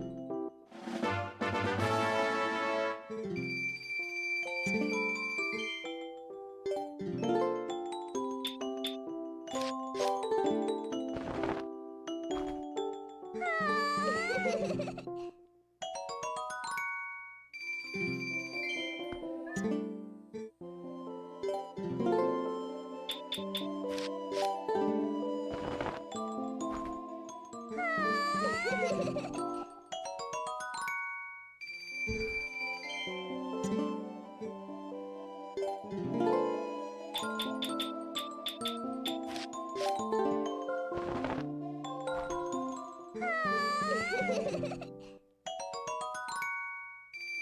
Crystal, do you think Gundam 00 is a better interpretation of Gundam Wing? Not really. 00 does its own thing. The most they have in common is the protagonists are rebels against the main system, whereas Wing's focus is more on showing how noble caste systems are bullshit and people should not play games with treat war as a game.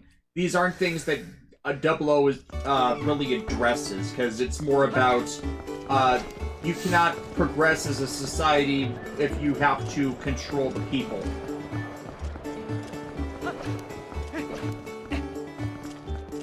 So there are completely different thematic angles on 00 versus Wing. You can certainly, of course, think that 00 is better executed than Wing, considering Wing has most of its problems are related to how essential story stuff got put into side content, because Sunrise was experimenting with side content at the time, but like that's not exactly its fault.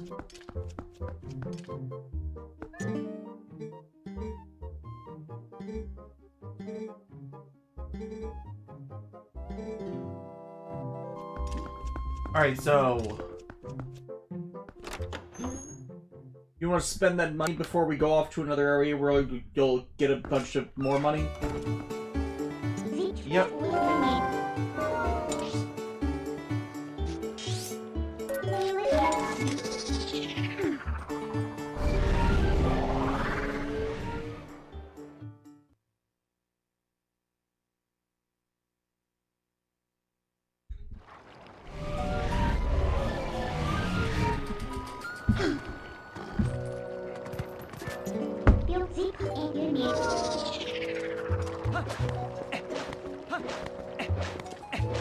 Also, it is not a Gundam dub without Scott McNeil.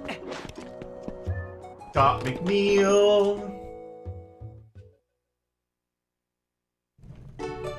There are, of course, Gundam dubs without Scott McNeil, but I meant of the, like, 2000s ones.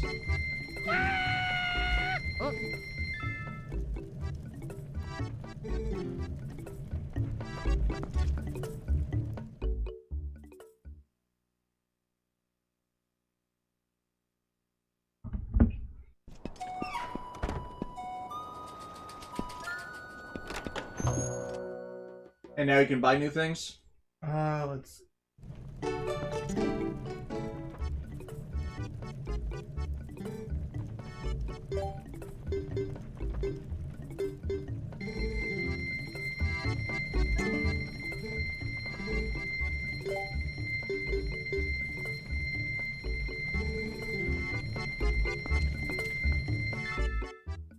And yet there was another donation stretch goal, so... And it's somehow even higher than the previous stretch goal. Well, they're trying to open up a store in Castletown, so that's not exactly an easy thing to do. Well, the previous one was rebuilding the bridge, right? Yeah. So they wanted to rebuild the bridge so they could get out of there. Now they're financing their own evacuation from the city where they're the only major shop. No,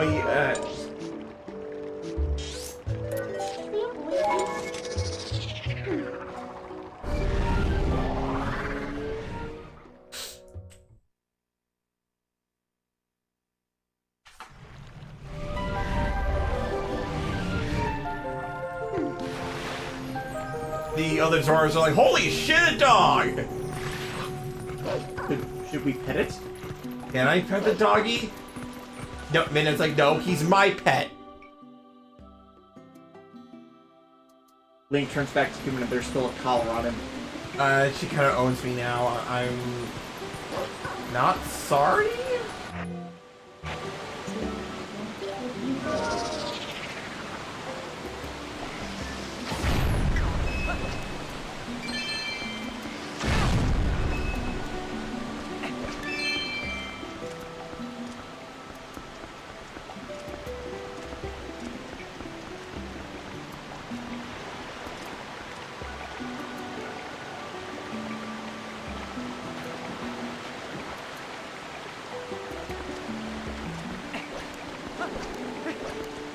Also, that's another one. It's not a. It's also not it's also not a 2000s Gundam dub without Brad Swale. Brad Swale.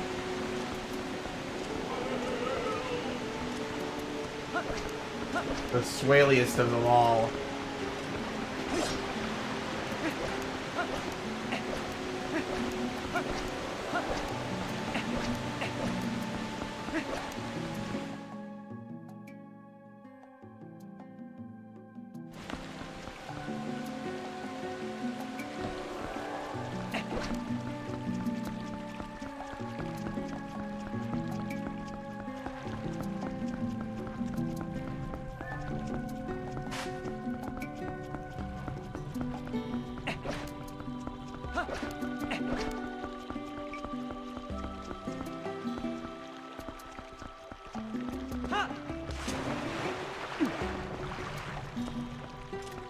Aging Fires imagines people in universe watching Link dodge roll everywhere. There was actually a older music. I'm not sure if it was a music video or just a sketch with Lindsay Sterling in her Link costume smashing pots. It was, I think it was something they did as part of their one of their covers of Legend of Zelda music. You know, before she got really huge. I remember that video. Gosh, I can't remember what the name of the channel was. Yeah. But I do remember it. Yeah, so I'm not crazy. Yeah. And it was hilarious because the guard, like, redoes the pots and just looks at her and is like, please don't! I feel bad for that guard. Any guard in Zelda that does that has to do that. Like, please stop hurting my pots!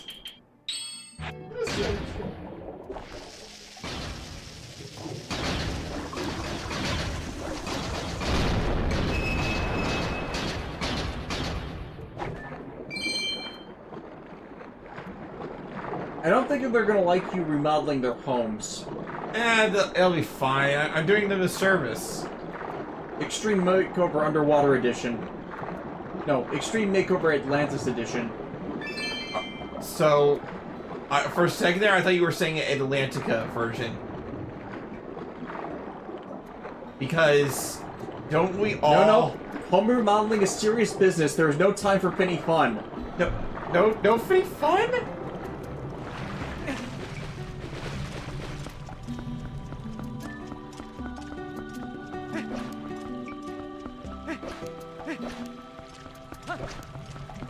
DJ Toku, exactly. Never take Link to a pottery shop.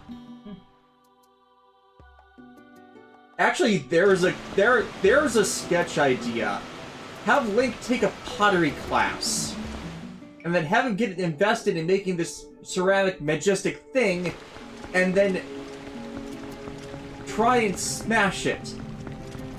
It's like, that is the ultimate empathy. Like, how has no one done that? I mean, it would take a bit of finagling to get, you know, an actual pottery class to play along with it, but I'm betting somebody would help with that.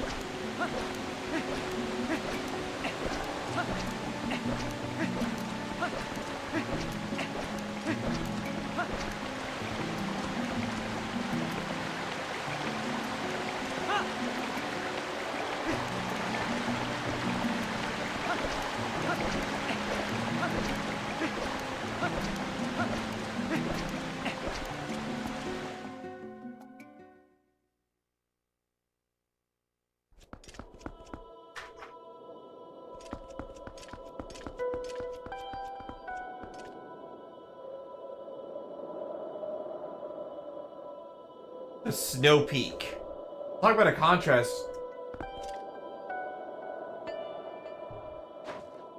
Hey, look, it's Buffoon. The fact that all his songs are propaganda. Yeah.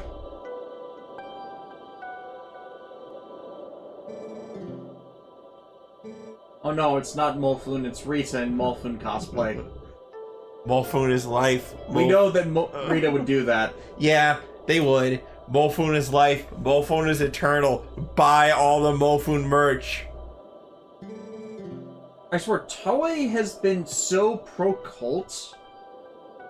in a lot of the productions as of late. It's disturbing.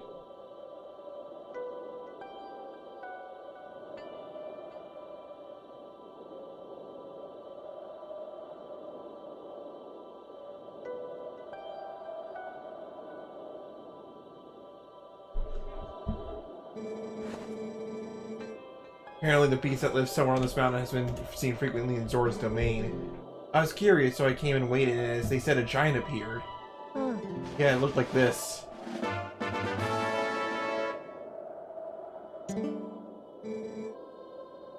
This thing's been stealing red fish from the village.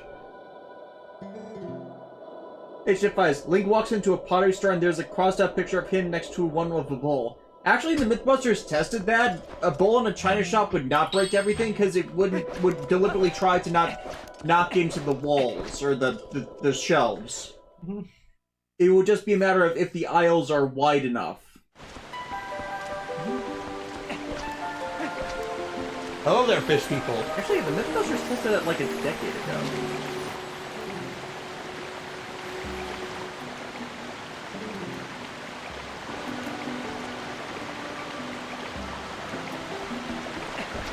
Alright, so things are going on pretty fast, but basically we're on the hunt for, we're going to be hunting for a specific type of red fish, because supposedly Yetis have been spotted, and a particular Yeti has been stealing fishes from the Zoras. Huh. So you might be asking yourself, why does a Yeti need fish? Food? I mean, a fish would stuff him to the gills. Boo. What?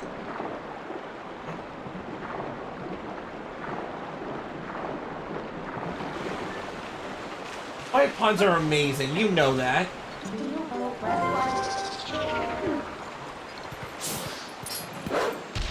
Listen, would you rather have a world where I never said a single pun ever? I plead the fifth. I am hurt right now.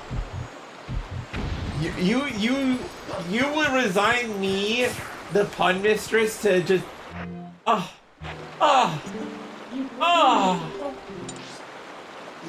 offended.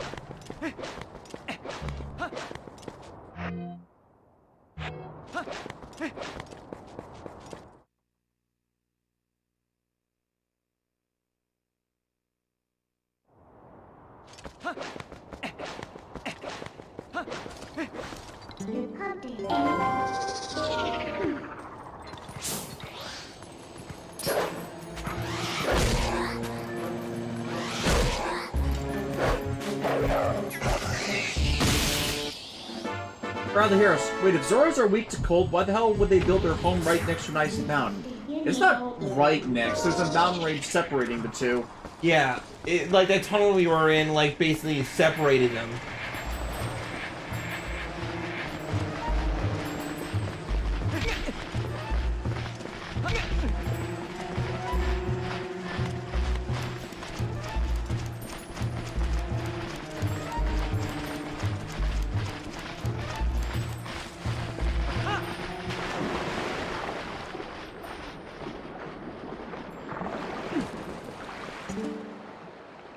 Hey, Prince. The Zora formerly known as.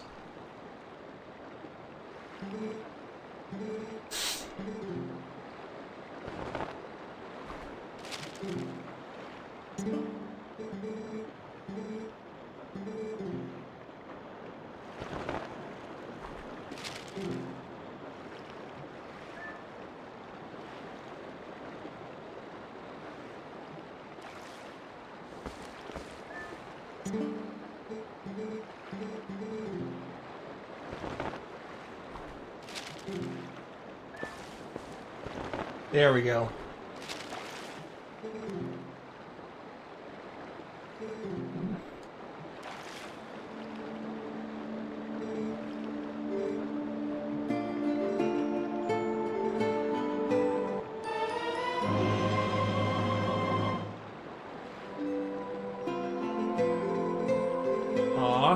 The prince is giving us a earring that that his mother gave him. That also doubles as a fish hook.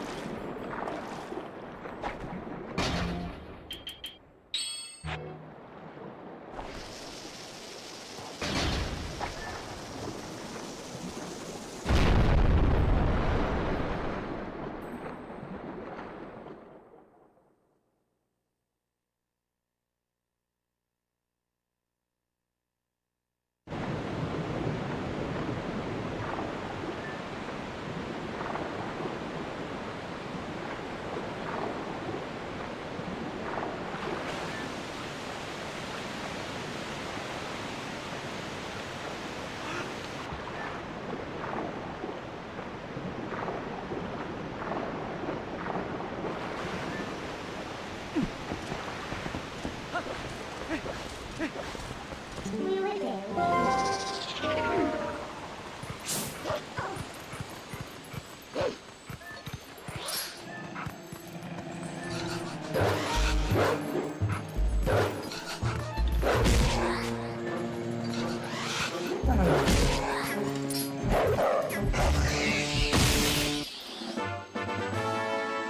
So how's the chat doing? Anything new? Not really. John556 just got here. Alrighty. You may want what?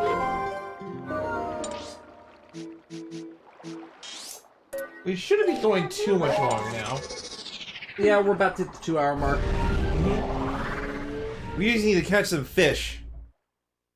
Oh joy, fishing minigames.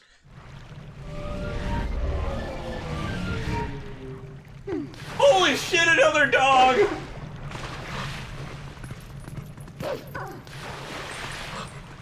They're never gonna get the fur out of that pool. Ah, it's everywhere! Ah, it's like so hairy! Oh! Now everything smells like wet dog. Oh, we're swimming in it. Oh, it's just nasty.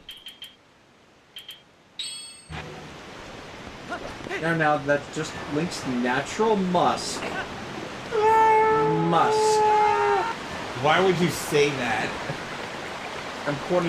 I'm paraphrasing Dragon Ball Z Bridge. Musk.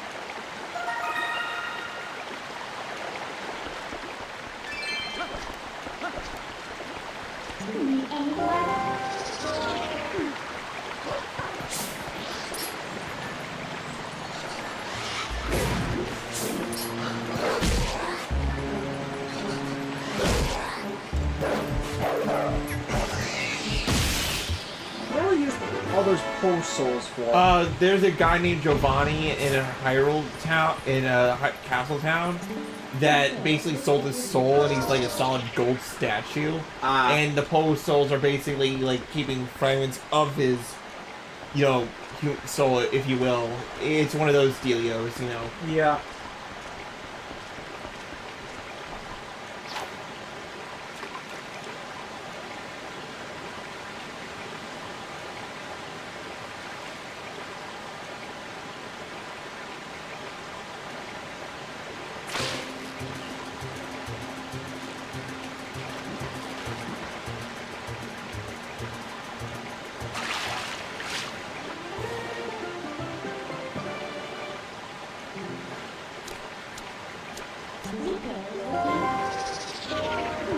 that the only fish you needed? Yep.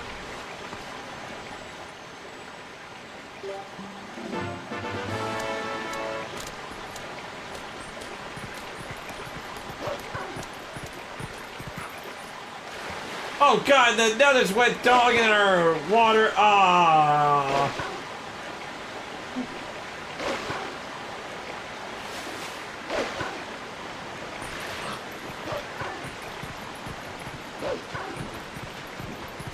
So, are you ready for winter 2, the winterning?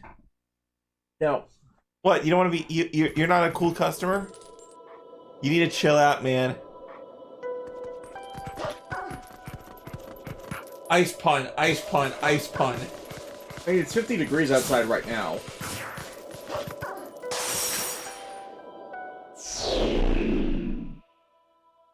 That water's a bit cold.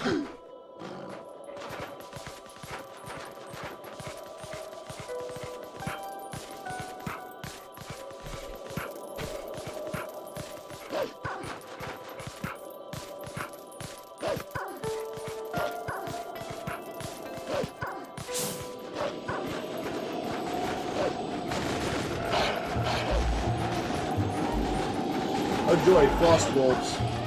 Well, look, we got a scent.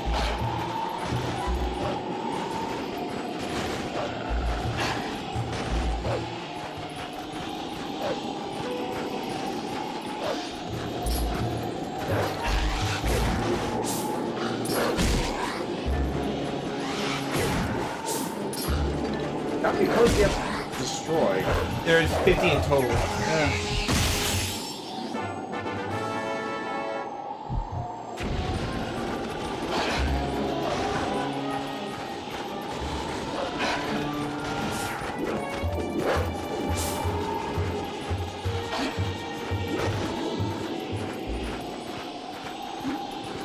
I think you have to loop around.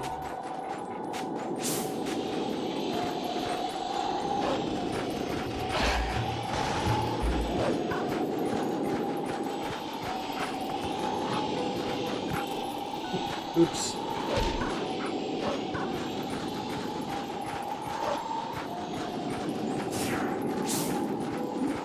At least there's nothing out here that wants to offer us a snow cone. As far as you know.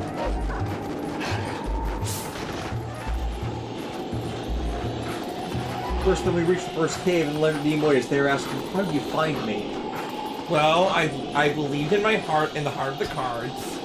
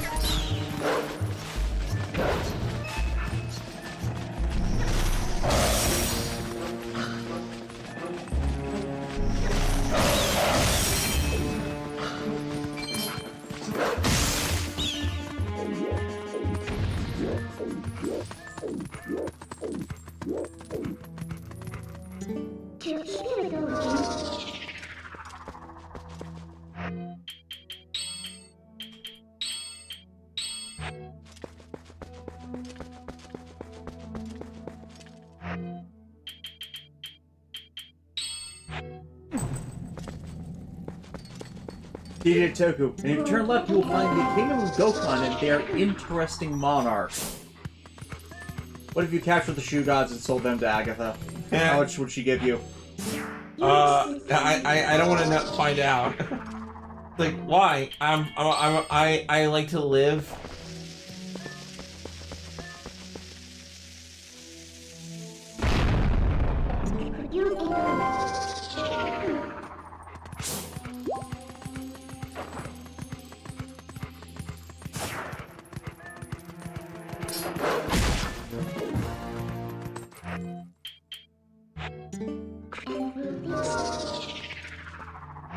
Lantern oil?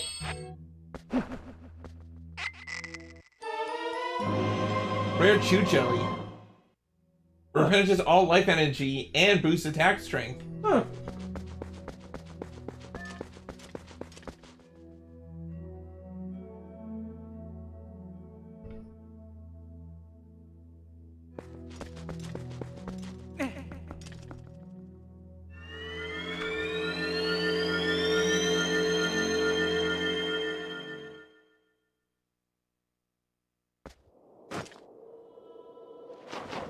The puppy people.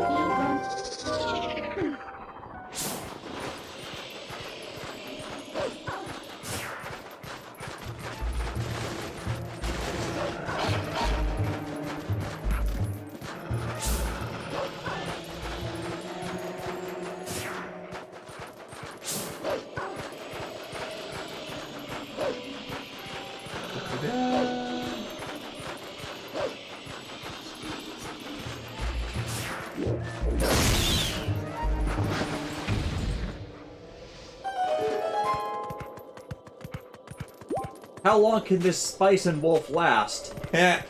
Well, I mean, like, how long is, how much can Link hold out?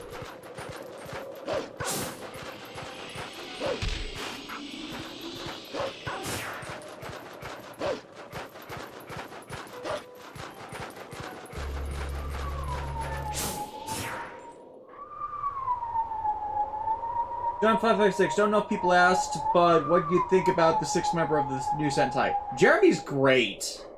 Like, once he stopped being obtuse and, you know, secretive, like, and it was hilarious how everybody called him out on that. Like, just tell people what you mean. Like, he has a pretty tragic backstory too, but at least he's trying to be more than just, you know, antagonist evil jackass. For it. He has good motivations for everything.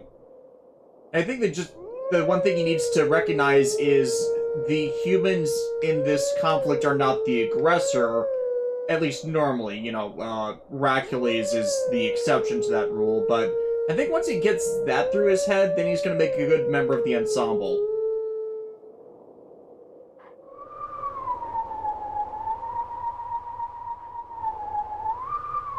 You missed the low note.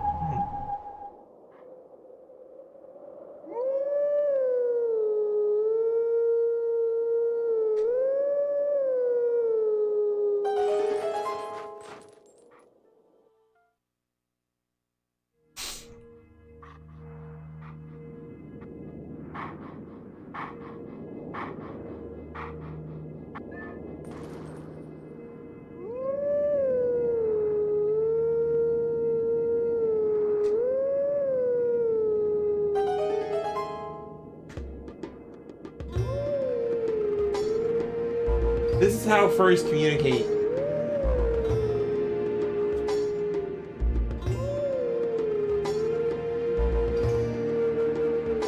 You know, another thing I think helps Jeremy is he believes that his parents were erased from history. It also might have been a case of, since he wasn't there yet, he wasn't born yet, it might have been that they just excluded the mention of the sixth king in the past for the sole reason of wanting to let them be happy. Because otherwise, if people knew about the hybridization actually, of the there's another sides- question. If there were 6 kings, what's the 6th land? Yeah. And so I was saying, if they could have just not erased them from history, they just could have wanted them to be happy and didn't want them to be messed with. Granted, we don't quite know that yet. Of course, the 6 kings they formed the kingdoms after the thousands of years ago conflict, so you know, differences. Heartbreak, you need.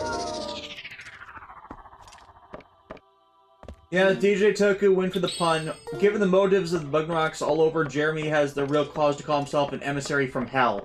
Ha!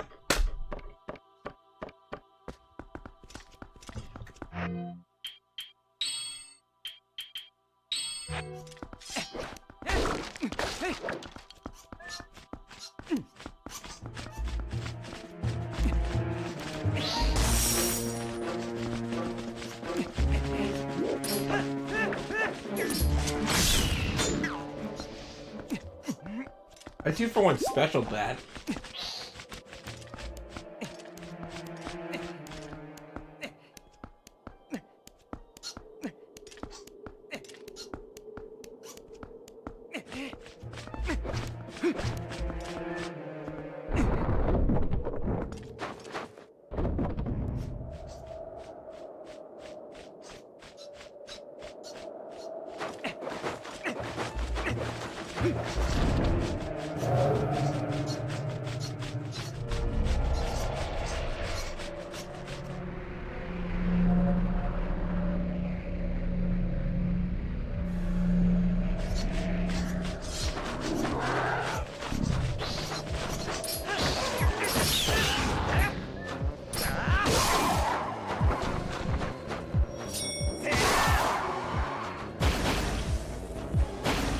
DJ Toku, also back in the day there were only 6 knights, not kings. No, 6 knights is Ryu's soldier.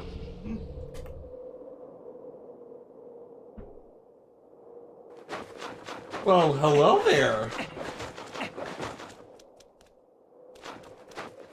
It'd be a Yeti! Oh, whoa! I heard a ruckus, and just a human. Also, he's wearing he's wearing a hat. I see humans not often, huh? A fuzzy wool hat.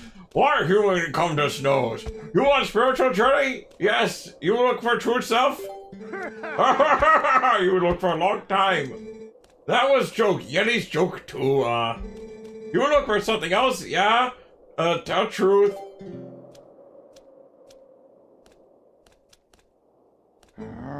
You look for a mirror in such faraway place? Why you not say so before? But you make look climb, and you lucky to meet me. I find shining mirror piece. Same mirror you look for, huh? Bring me a fish. Oh, you come to a house and see yourself. I caught fish. I make you hot meal at least. My house far away. We fly there. Do you like me? Come. Dude, like, but he's nice. Yeah, he's just a... Look at this little guy. Look at this guy. He's just... Whee!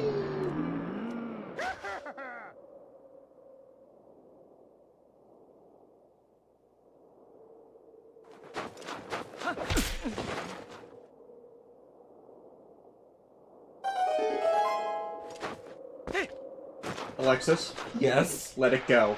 Let it go. Let it go. Hey, how many times did you do the snowboarding level? Repeat that story.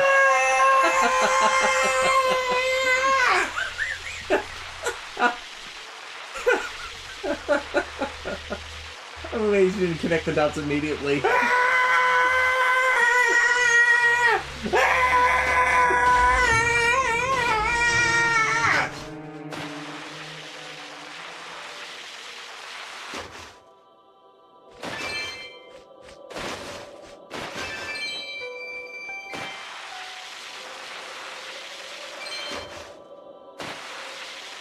I am traumatized for life because of that.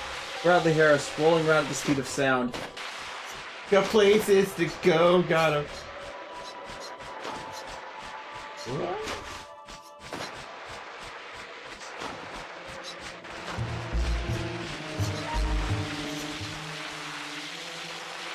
Rolling around at the speed of sound. Got places to go, gotta follow the Yeti man.